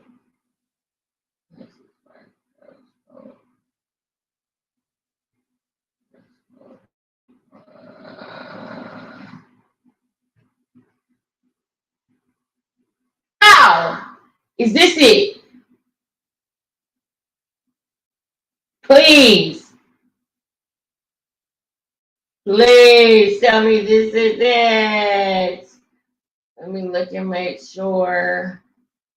Because she had played it on the iPads.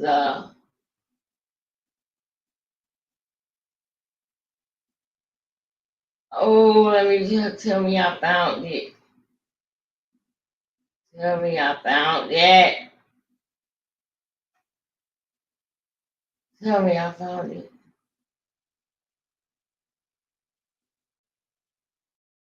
Oh, please let this be it, what I just saw.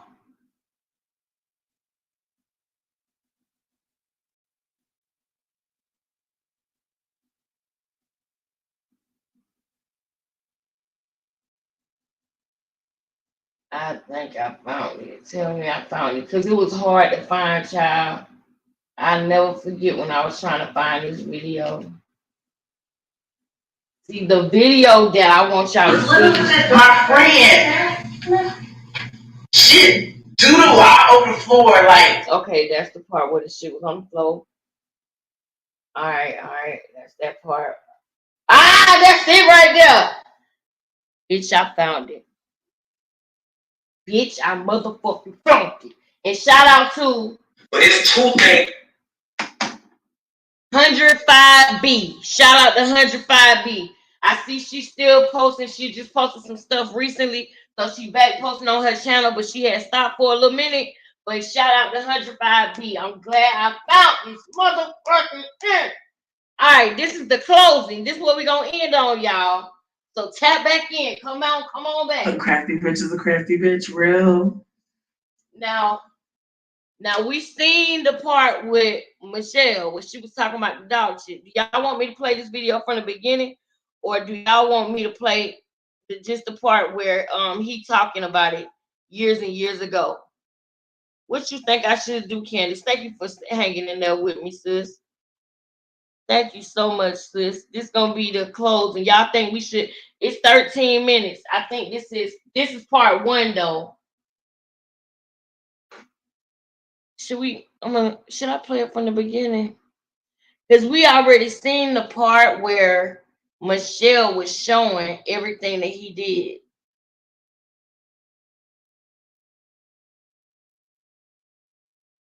So what should I do? Should I play from the beginning?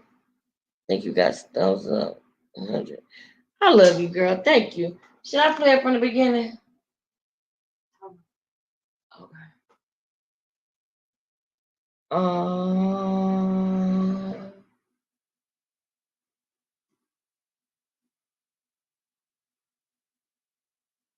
Hold on. Can you go over there and get my bag? It's that you see that bag? Should I play it from the beginning, sis? Play the whole thing. Boom. That's all you got to tell me, sis. I'm down to play the whole thing. Shout out to 105B. My friend. Shit. Doodle all over the floor, like bleach stain all over the floor. This carpet has to be replaced. Not clean.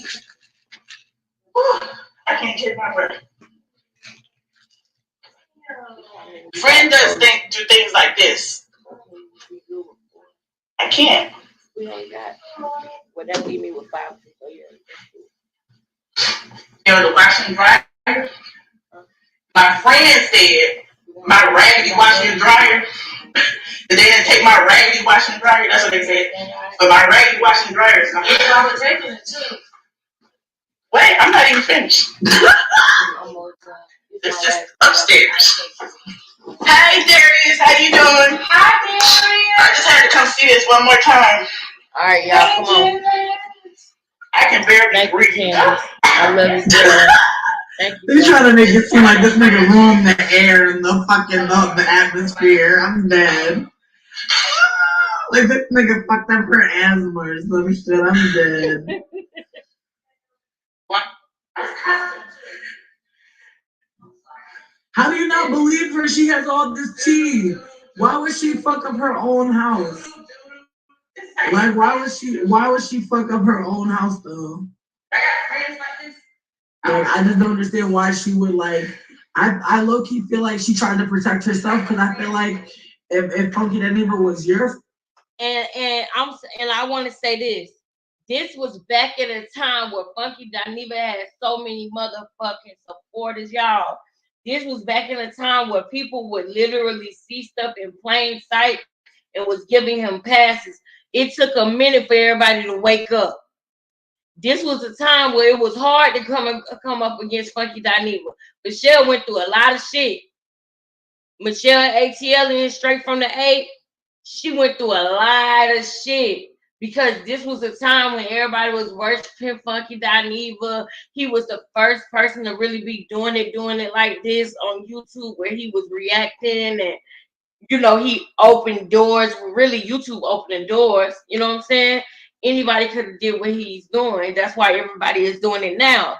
But this was a time when he was with his asset at the top, and nobody wanted to go against him. Everybody wanted to be on his side. Everybody wanted to know him. Everybody wanted to be cool with him.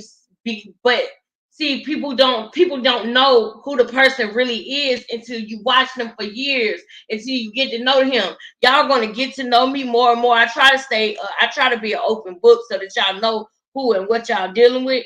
But y'all gonna learn me more and more as time go on, and you're gonna see good things, you're gonna see bad things. I'm trying to change and be better. But what I'm trying to say now is that Funky Daniva was under a disguise at the time, and he had protection at the time because people was loving him and loving his commentary. But it's always somebody that's gonna peep this tea. It's always gonna be somebody that's gonna peep what's really going on. Yes, poor Michelle ATL. At that time, they blame her for this. Yep, they blame her for all of this. At the time, this shit was hard. This shit was hard on her. It really was. It really was. And I ain't saying she perfect, but she didn't deserve a lot of the shit that she went through. Because this nigga stole her washers and dryers and shit, bruh. Let's just watch this shit. Like, this shit, bruh. It's just giving me nostalgia. And This how your friends do your shit. And he was like, you said you was gonna replace the wood. The wood need to replace it for you. This is I'm gonna show you what need to replace it for. I got you. this is 4 minutes 32 seconds lens. Right there, need to replace it. Now, look at the wood. No. That one piece. Look at the wood. You got it. Place it right there, dog and pee. Place it right here, dog and pee. The steps, dog and pee. The dog and pee. The dog and pee. The dog and pee. Lord. Damn. But this is not my fault for this. Me. And I let a friend, I'm about to cry. I let a friend move in. No security deposit. No security deposit. Know what that friend did to me? That friend didn't pay rent for 3 months. 3 months. I had to put my friend out. So now my friend is mad at me because I had to put him out. I feel like this. Why would you cry about a friendship? Like I don't like. Do y'all really think she lying? No, I really don't think she lying. No. And the fact that she crying made it even worse right now, because the fact that she crying is like fucked up, because she really didn't want to lose the friendship with him, but she couldn't take it no more. Like, she had to do what she had to do and put him out because she saw that he was running all over her. And he said he was her only friend. So if that is true, then I understand why she was crying. Like, that's fucked up. Because some people, it's people in this world that prey on people like her. You know, it's people in this world that prey on people who don't have no friends.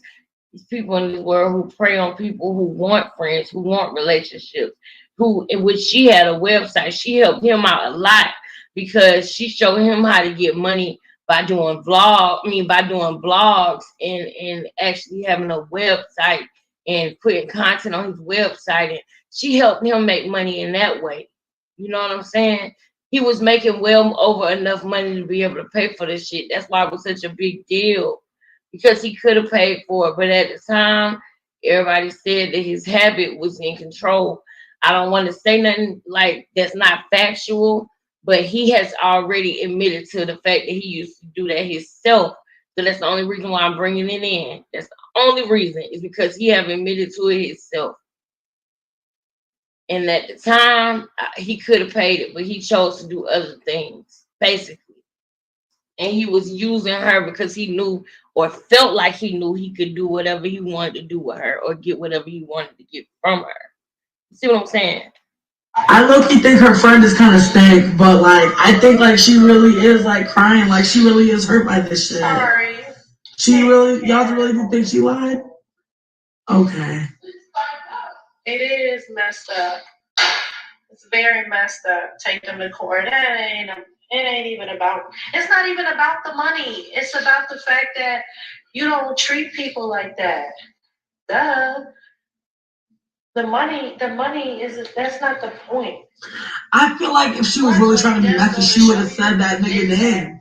Like that's my real real thought. Like my real thought is like, wouldn't you say, like if you was really trying to get popping off another nigga's name, like I feel like how does that help her to like put herself on blast like this? Do I have to read the blog? Can I just watch the video? A crafty bitch is a crafty bitch, real. Watch the video, okay. Y'all want to watch too? Yes, we do. We do. Watch the video, baby. Cause I was like, let me get y'all. Yeah, See come if y'all on. want to come show. We do. We chilling. I mean, we ain't gotta watch the whole motherfucking thing. Nah, let's watch that motherfucker. Well, we could watch a little bit of it. Watch that motherfucker. Could get into a bit. Let's watch that motherfucker, please. Oh my God. Cause he deleted it. Damn, blogger Michelle Brown is Listen, better. y'all. It's a whole lot of shit that a motherfucker, right? But it's two things that get a motherfucker like me each and every time.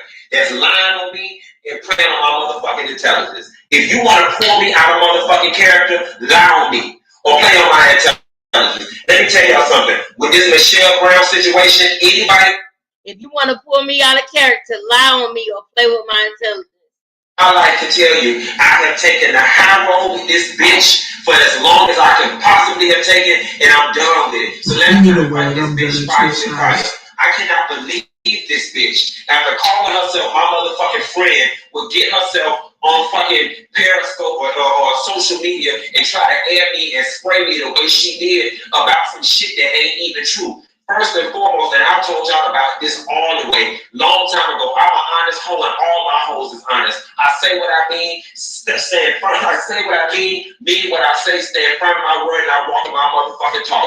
A bitch will never, ever spray me with my own goddamn teeth. Understand that, okay? So I'm gonna give y'all a short of it, and I'm gonna get this bitch together real quick. Real quick. Blog going real well. October, September, I fall into a deep depression that affect my finances. My money was a little slow. Come November, and I've always paid. You gotta run it back just a little bit. Everybody say what's up to Miss O. Thank you so much for coming through, Miss O. Candace holding it down. You Shrying and Raven. They deserve a night off. They'll be here. They'll catch the replay because they support me. They gonna. We love you. When y'all see this, we love you. Sorry, I didn't let y'all know I was going live. I'll make sure I do that tomorrow. But y'all, all right, this is the grand finale. Okay, this is the grand finale. We're gonna end on this, and we're gonna come back tomorrow on some more shit. But y'all, this is the motherfucking grand finale, y'all. This video, when I tell y'all, this video is fucking 8 years. How old is this shit? 7 years old. This shit 7 years old. This was before he left Atlanta and moved to Miami and was back on the come up. Let's get into this shit, y'all. I'm just having so much nostalgia right now because I remember this shit. I remember looking for this video because he deleted this motherfucker. And she got that bitch. 22nd of the month. 105B. 100 Fed B or 105B. Find her, subscribe to her. She the only motherfucking one on YouTube with this video. Let's go. And I told y'all about this all the way, long time ago. I'm an honest hoe and all my hoes is honest. I say what I mean, stand firm. I say what I mean what I say, stand firm in my word, and I walk in my motherfucking talk. A bitch will never, ever spray me with my own goddamn teeth. Understand that, okay? So I'm gonna give y'all a short of it, then I'm gonna get this bitch together real quick. Real quick. All going real well. October, September, I fall into a deep depression that affect my finances. My money was a little slow. Come November, and I always pay my rent with Michelle near November, the 22nd of the month, because that's when we get our big Google check. November rolls around, I did not have all the money. Rent is due between the 1st and the 5th. So you just told on yourself and told us that you pay your rent late every month. But continue. I let Michelle know, Michelle, I'm going to pay the rent by the end of the month. Okay, that's November 22nd, 23rd. November 27th, my mama died. November 28th, I'm in the damn funeral home director office making funeral arrangements and rest in peace to his mother. But I guarantee you, from the way that he acts and the way he treats Black women, I have no doubt in my mind that he was not jumping to spend money on his mom's funeral. They have something called life insurance. They have his mother had a husband who was his dad. I feel like he was using the funeral shit as an excuse because maybe her passing did bother him and he chose to cope in a different way because he was in a different time in his life. But you cannot, one thing I do not like is for a person to do something wrong to me and treat me like I'm the bad guy because I found out what you did. Don't do no fuck shit to me and then play with me and gaslight me like I'm the bad guy. Yes, he told on his or herself, I'm sick of you. He told on both of them. He told on Daniva and Q. And we need $8,000 motherfucking dollars, all right? We buried my mom on December 7th. Now y'all tell me, okay, it is the 1st of December. You got November rent in your account, and you got December rent in your account, and you got an $8,000 fucking funeral bill. Which you gonna pay? The funeral bill or the 2 months rent? Okay, so I pay the goddamn funeral bill. I get back to Atlanta, let this bitch know, Michelle, I got a check coming from NBC that will clear the rent, the late fees, and everything. Just work with me, friend. Thank you. I'm so sorry. This, that, the third. Michelle, she's on board with it. Now, mind you, y'all, this fact. You can't do people like that. You can't just tell them, I'm not going to have your rent. Because at the end of the day, anybody that's in real estate, the worst thing for you to do is have a house that is vacant, that you are paying the motherfucking mortgage on. The worst thing for you to do is have a house with a tenant in it that doesn't pay the rent. That's the worst thing. Because you got to pay the mortgage every month. The bank ain't trying to hear about that bullshit. The bank don't give a fuck what happened to your mama, your cousin, your sister, your aunt. They don't give a fuck about none of that. And you paid your rent late every month. You just admitted to that shit.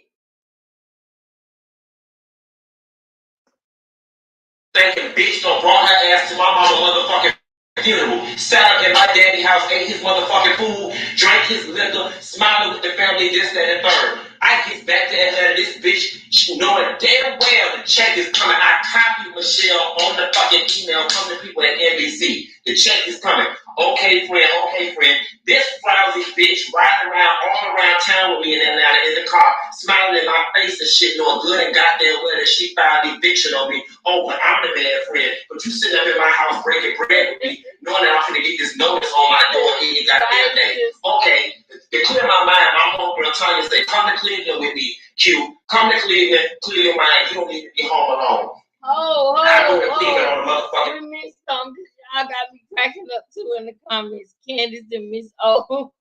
love y'all. Oh Lord, I love y'all. Let me run it back a second.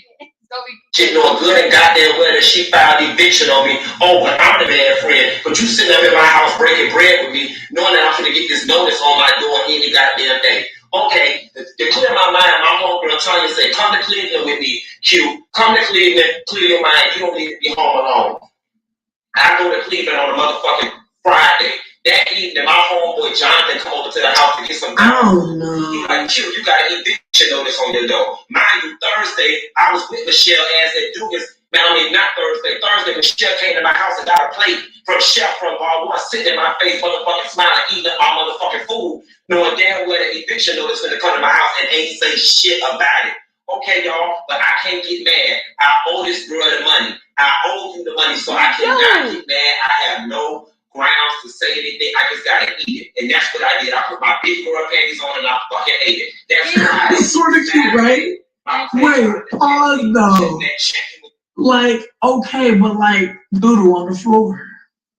I don't know. It's like, who will put doodle on the floor of their own house to make it seem like someone else destroyed their house?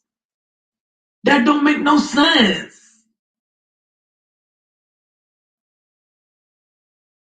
I don't think nobody crazy. I'm not saying anybody is crazy. I'm not saying anybody is on drugs. What I'm saying is that was not no dog food. Wow.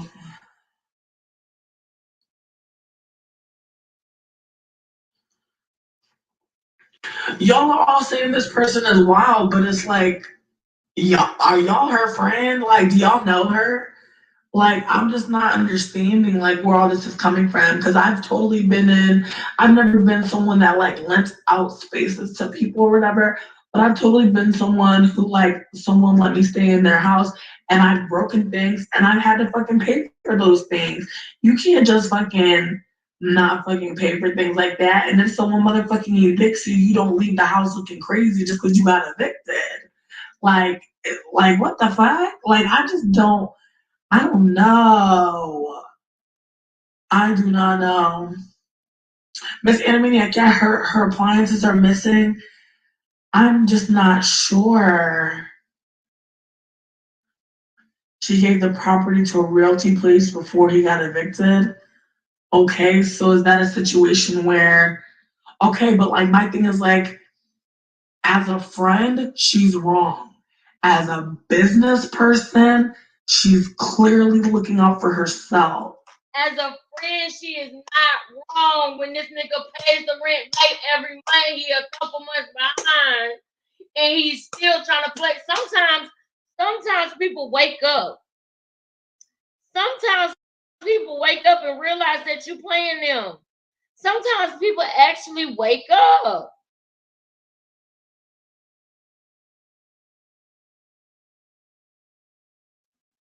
Facts. Facts. Facts.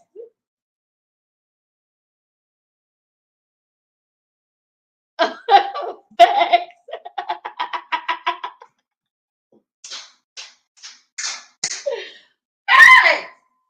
And I'm just not sure, like, you know, where my opinion even matters low key. Because I feel like if I'm letting someone stay in my property, I clearly have a spot for myself. So it's obviously not that dire that I get that property from that person. No, however, if I come around and this person's my friend and I see that it's dire in the market, especially y'all. This video was 7 years ago. Let's go back 7 years from now. It was important for her to get that rent money. It was important, absolutely, absolutely important. Absolutely. I see the spot looking a mess, I might be like, you know what? I'm gonna have to kick you out. And maybe if I'm not really a confrontational type bitch, I might let someone handle it. I might get a third party involved. Not me, but somebody else. Call me Roy. You know what though? The thing is, like when you get behind on your bills, that I agree with. That's real. Like I feel like admit that shit and then try to make amends. But it just seems like, from my opinion, so far, I'm gonna watch the rest. I feel like giving him a month would have been real, but I don't know. Like, it's one of those things where it's like, I feel like low key, like, are you taking advantage because someone's your friend? Because like, it's like I don't know.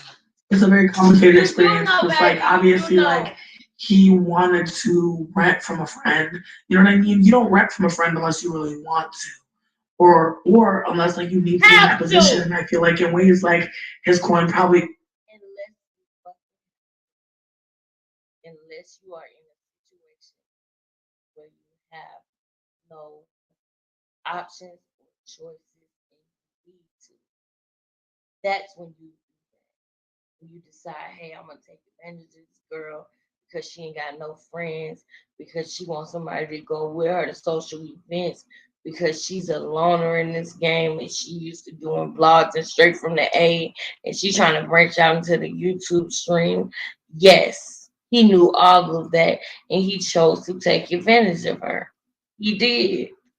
is like check the check and like he needs to have a place and he thought that maybe having a relationship with her was enough to kind of keep him secure even if he wasn't secure. Saturday, I don't disagree with you. I feel like you do have to give people notice. I feel like the way she handled it was fucked up, for sure. But I feel like all this airing shit out is kind of like, why? Like, I feel like her not naming him makes me question whether or not she really was being malicious or whether or not her emotions would get the best of her. Because I feel like I run on Periscope whenever something happens to me. Like when that dude like stole my Uber and shit, I popped off on Periscope. Like, was that like the coolest thing to do? Like, you know what I mean? Like if he would have had a following or some shit like that, would that have been shady? It's like, yes, he was like doing something shady, but it would have been messy. Kunti Kinte, is he living too much for his check? I mean, he's seemingly explaining that his parent died and that he had to pay $8,000. It seems like he may be like an only child, and like I can't imagine. And like honestly, look, if my mama died, bitch, I don't know who paying for that because I ain't got the money. Real talk. I hope she don't die for a couple decades. Real talk for me to be able to afford that type of shit. I really need her not to die. Like I'm like $8,000, bitch. You need to keep living. We cannot afford for you to be dead. Man, I'm gonna get out of here. I know I'm making you mad. I'm being loud and shit. But real talk, I'm about to relocate. I'm about to relocate and watch the rest of this video. Y'all wanna watch it with me? We can watch it together. That'll be cute. BRB.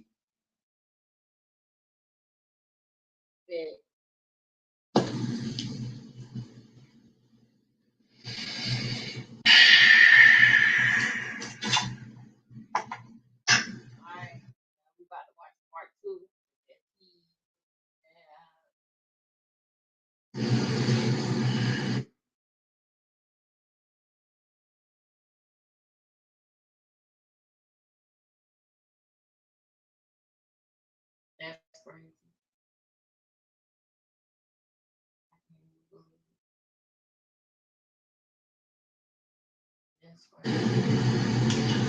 Shall we? Do y'all mind if y'all just listen to it and then I commentate as I watch and smoke and ad lib? Is that okay?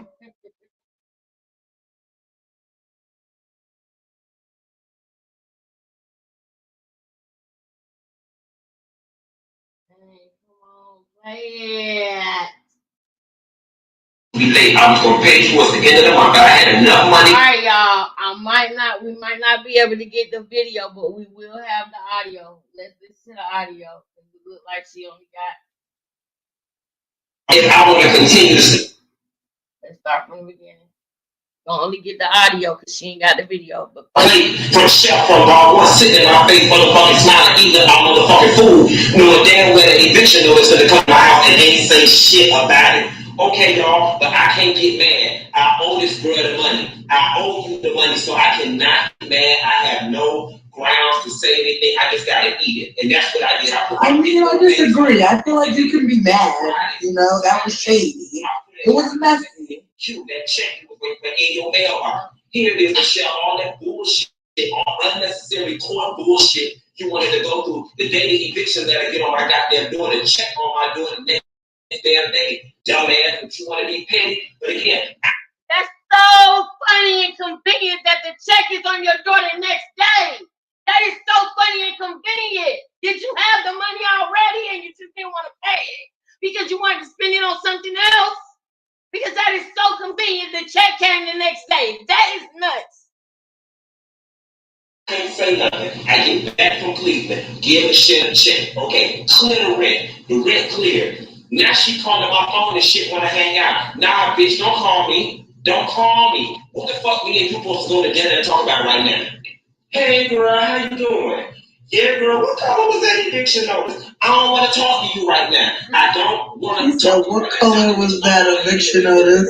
For 3 goddamn weeks yet, and here you go with this bullshit. Knowing the check was coming, but you the friend, you the rich friend, you the friend that's quick to let a bitch know you got 2 cars, you got 2 houses, you got $8,000 purses, you go this way, you the friend on Instagram that's always on social media showing your skyrise view and your diamonds and what you buying and what you got going on. So bitch, here's the real game. The moral of the story is you were so tight about that motherfucking eviction on me, bitch, because you ain't happy what the fuck you say you is. You trying to walk around and act like your ass so goddamn rich, but bitch, you live in pillar to post just like the rest of our motherfucking asses, okay? So come around, January come. I ain't answering Michelle call for 2 weeks. I don't want to hear it. Not that I was mad with her. I needed a break. I still had not processed the fact that my mama has fucking died. And now you want to go kick with me, and this shit is not cool. It's not cool all the way around. And I understand that I set the shit in motion, and I don't know how to deal with it. So the best way to deal with it, to keep from dealing with it in a negative way, is to not deal with you at all. And that's what I chose to do. Okay, fast forward to January. She calling. I'm not answering. Now, in order to be paid, the bitch gonna send me an email talking back. If I want to continue to stay there, I need to give her a 12-month lease and a security deposit equal 1 month's rent. By the 30th, by the 15th, mind you, y'all, she had mailed this shit out 7 days out. Now, knowing I'm having cash flow issues, knowing what I just came off of, your ass was at the funeral, but because I'm not answering the phone from your ass and don't want to talk to you right now, you want to use your little house to leverage some kind of power or control over me. Now you want to deposit in personal spend. Bitch, I've been in this house for 2.5 motherfucking years with no goddamn security deposit and no lease. Now all of a sudden you want to lease. You was being paid. Okay, but because I was stressed out, trying to get my brother and sisters. She was not being petty. She was being realistic and afraid because she's losing money at this point because you're not paying your rent. She still got to pay her rent and her mortgage and pay the mortgage and the overhead on the house that she's renting to you, which you never pay your rent on time because of when your YouTube check comes. People don't change. Do you think that the bank is going to say, okay, we'll wait for you to the 21st or the 28th to pay your mortgage since your tenant's going to tell you when he going to pay you versus when he's supposed to pay you? Get the fuck out of here, bro.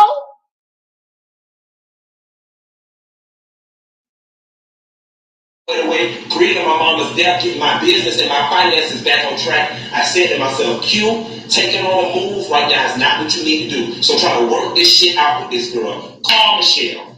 Text her. It's like, you know what, Michelle? This is about more than this rent. Somewhere along the way, because the rent was cleared up at this point.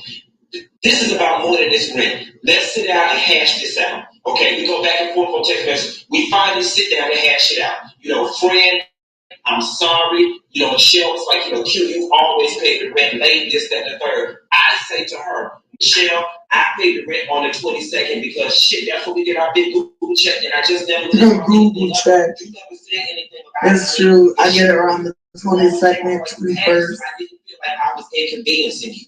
Okay, so that was that. We hug it out. She says to me, okay, I'm giving the house over to a property management company because I want to separate the friendship from the business. It's a lot of stress. See, that's what I just said.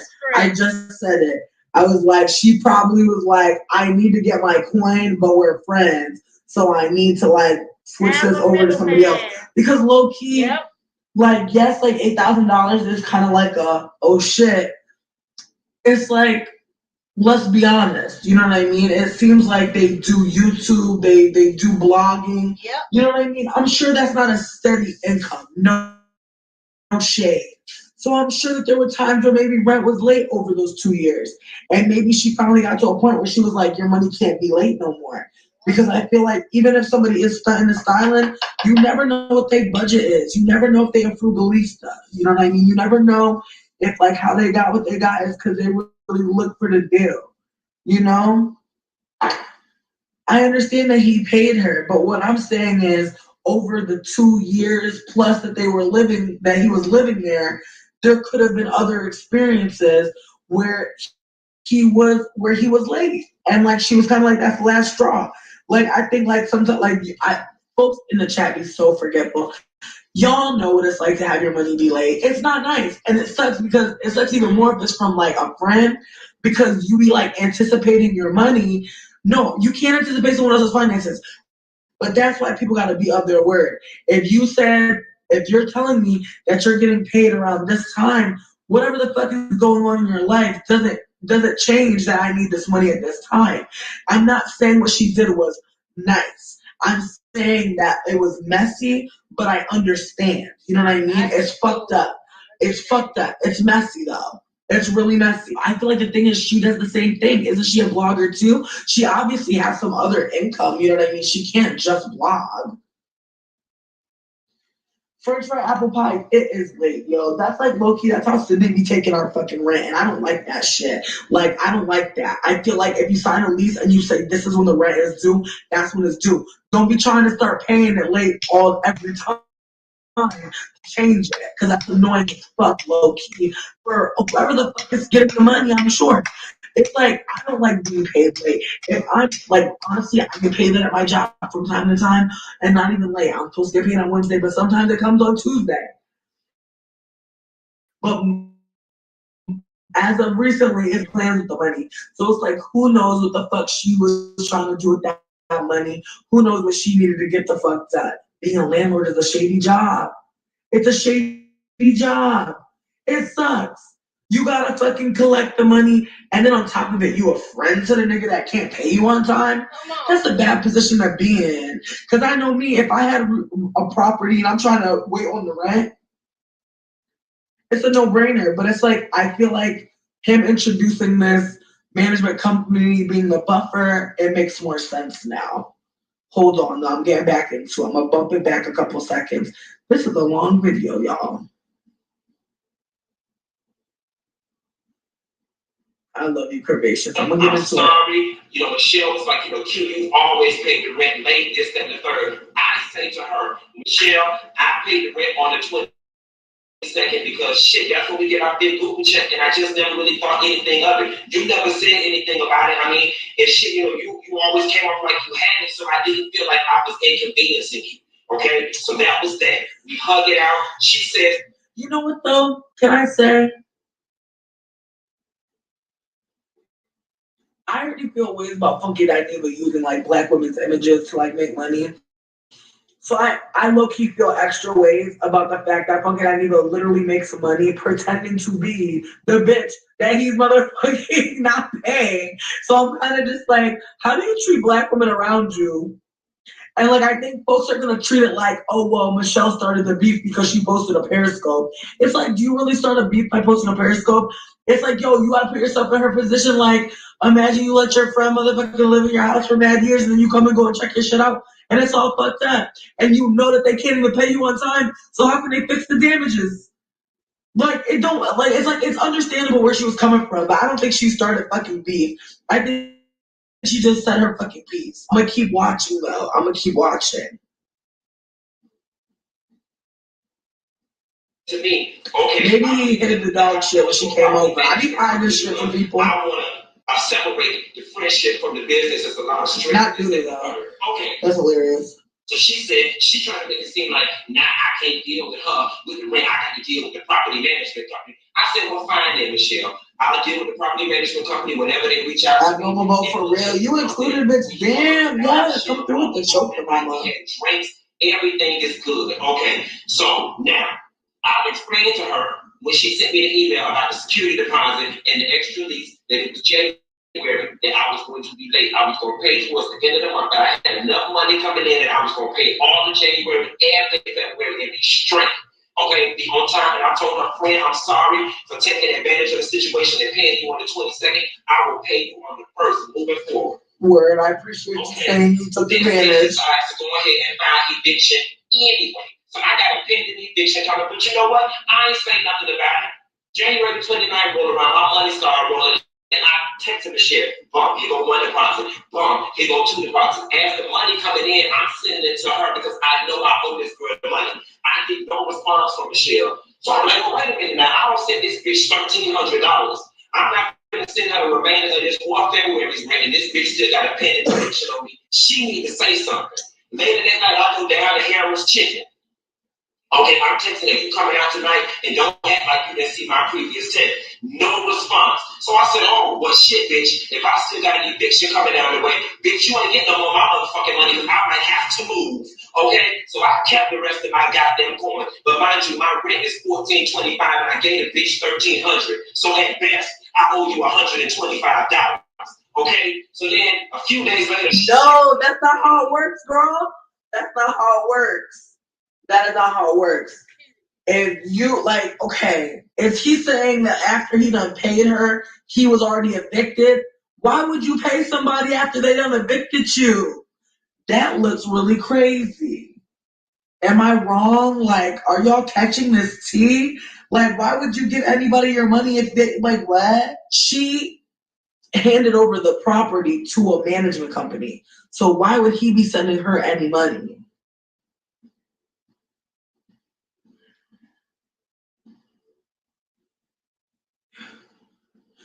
Cunty, that's what it seems like to me. And it seems like low key, like folks are saying that like she accuses him of doing drugs. Is this in her video or his video? Abnormal Bo for real. Abnormal Bo, he was scratching a little bit and looking kind of wild a little bit. And like I be high, but I feel like y'all know I be smoking weed. I feel like if I was on some other shit, you know, I feel like y'all would know. I feel like I'm pretty open with what I'm doing. I feel like if I was on harder shit, it would be very obvious. Like, this is my vice. And sometimes a daiquiri. But damn, I don't know. Yeah, he was scratching his neck and shit. Listen, don't make me go back and find out exactly when he was scratching his fucking neck, because I seen it and it stood out to me. And it's like, does that stand out? No, it was like it was prolonged. So it stood out. Anyway. I would press play. Let's get together, let's taco meat. We're gonna taco Matt and meat. She basically says, sort of cute, yes. LMAO. And pondered upon our conversation.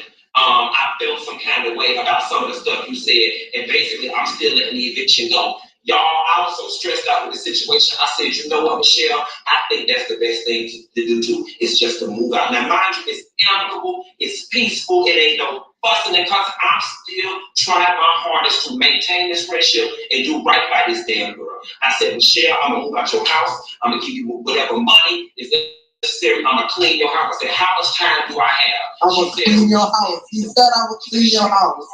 And they gonna schedule you. All right now.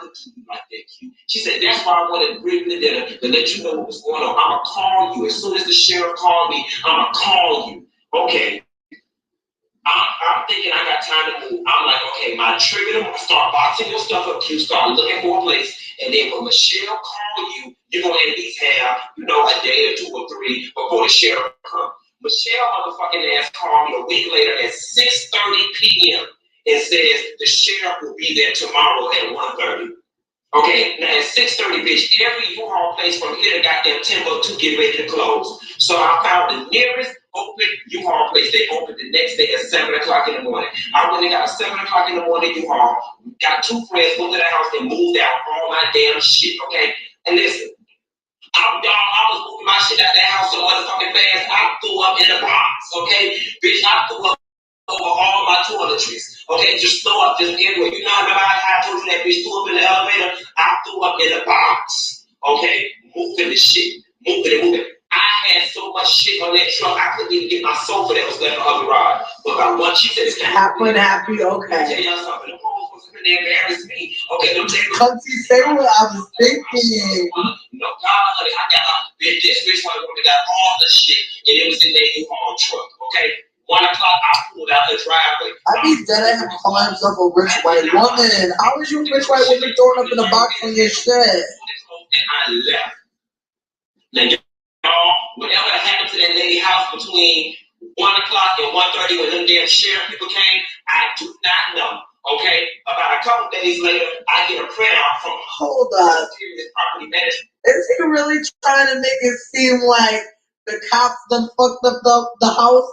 Bitch, if you moved quickly, you clearly didn't clean. And you said you were gonna clean her house. Now you're not gonna clean her house because you had to get evicted?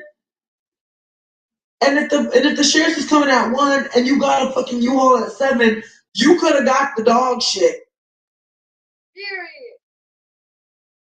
Period.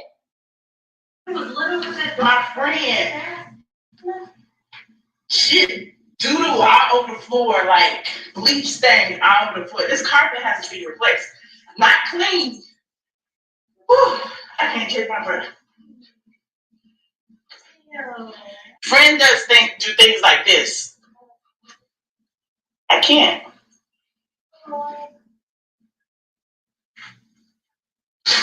In the washer and dryer, my friend said my raggedy washer and dryer. They didn't take my raggedy washer and dryer. That's what they said. But my raggedy washer and dryer is not. I was taking it too. Wait, I'm not even finished.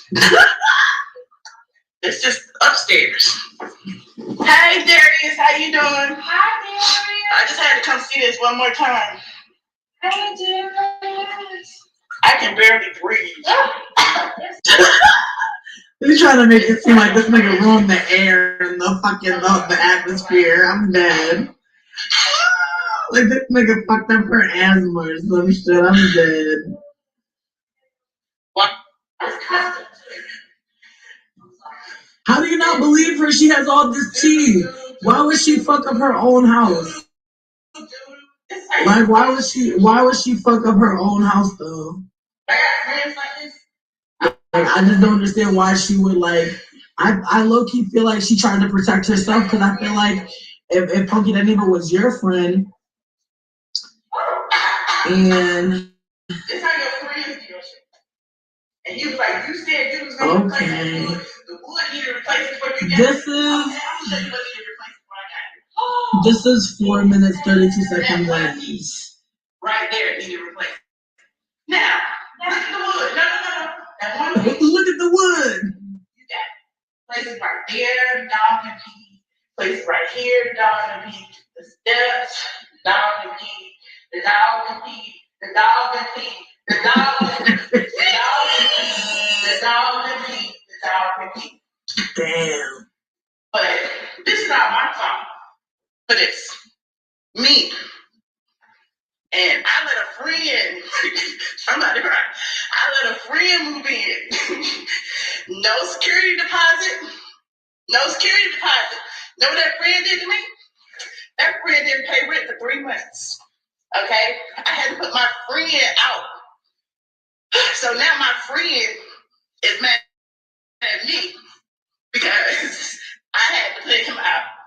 I feel like this. Why would you cry about a friendship? Do y'all really think she lying? I really don't think she lying.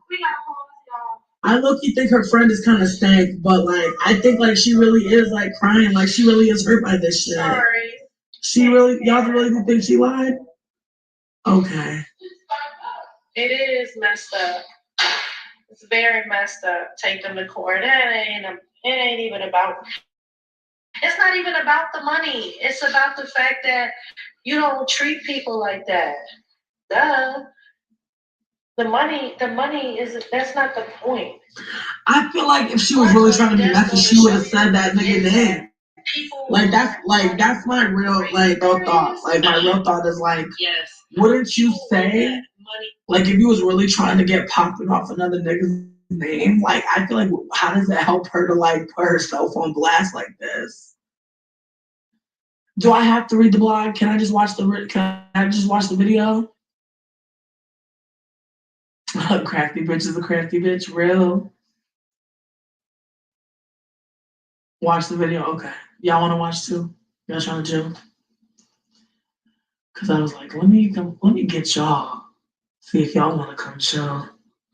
I mean, we ain't gotta watch the whole motherfucking thing, but we could watch a little bit of it, some of it. Could get into a bit.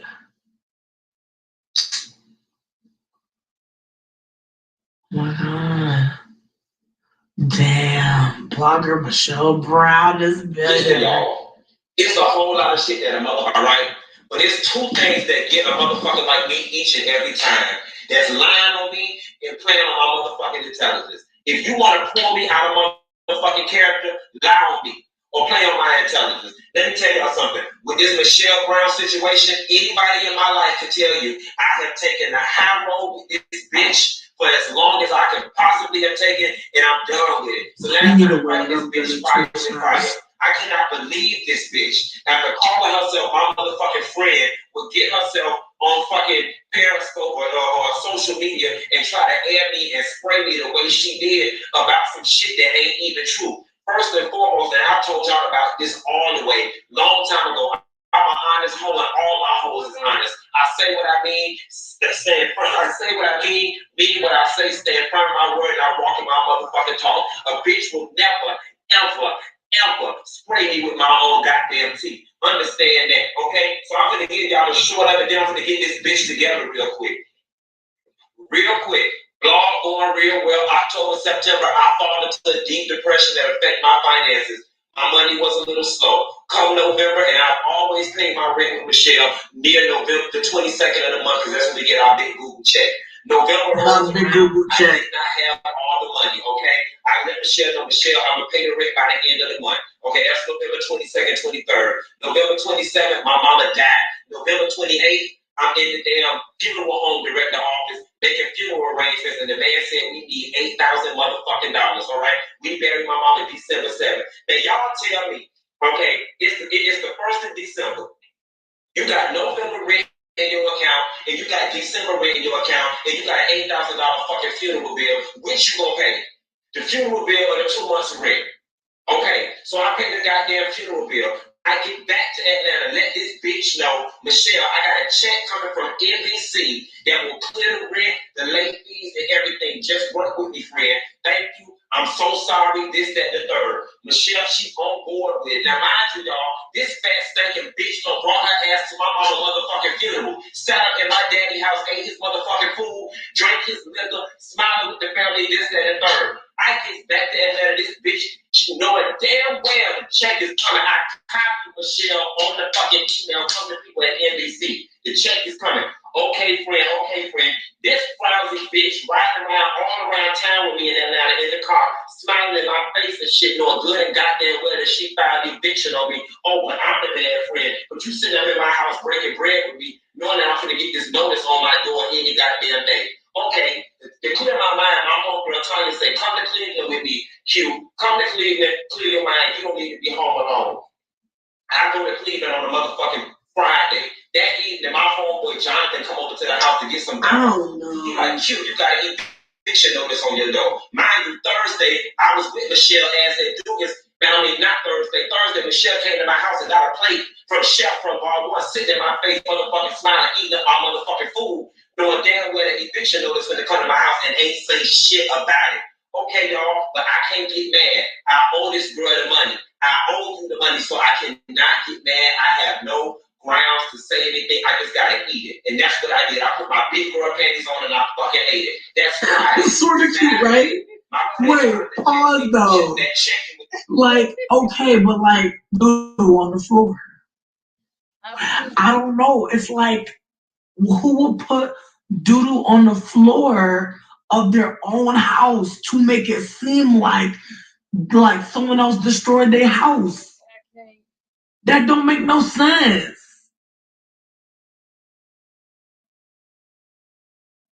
I don't think nobody crazy. I'm not saying anybody is crazy. I'm not saying anybody is on drugs. What I'm saying is that was not no dog food. Wow. Nope.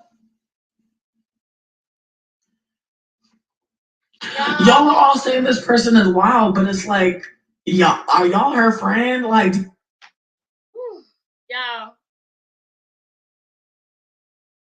that was a fun live that we had today, you guys. I enjoyed kicking it with y'all. We were supposed to talk about a bunch of other topics too, y'all, but a girl is tired as hell. I'm so sleepy. It don't make no sense. So that's what I'm about to do. I've been going to sleep early. What is it? 7:06. Yeah, it's about that time, y'all. I'm about to go ahead and give me some rest. But the good thing about it is I will be up bright and early tomorrow to be going back and doing another video.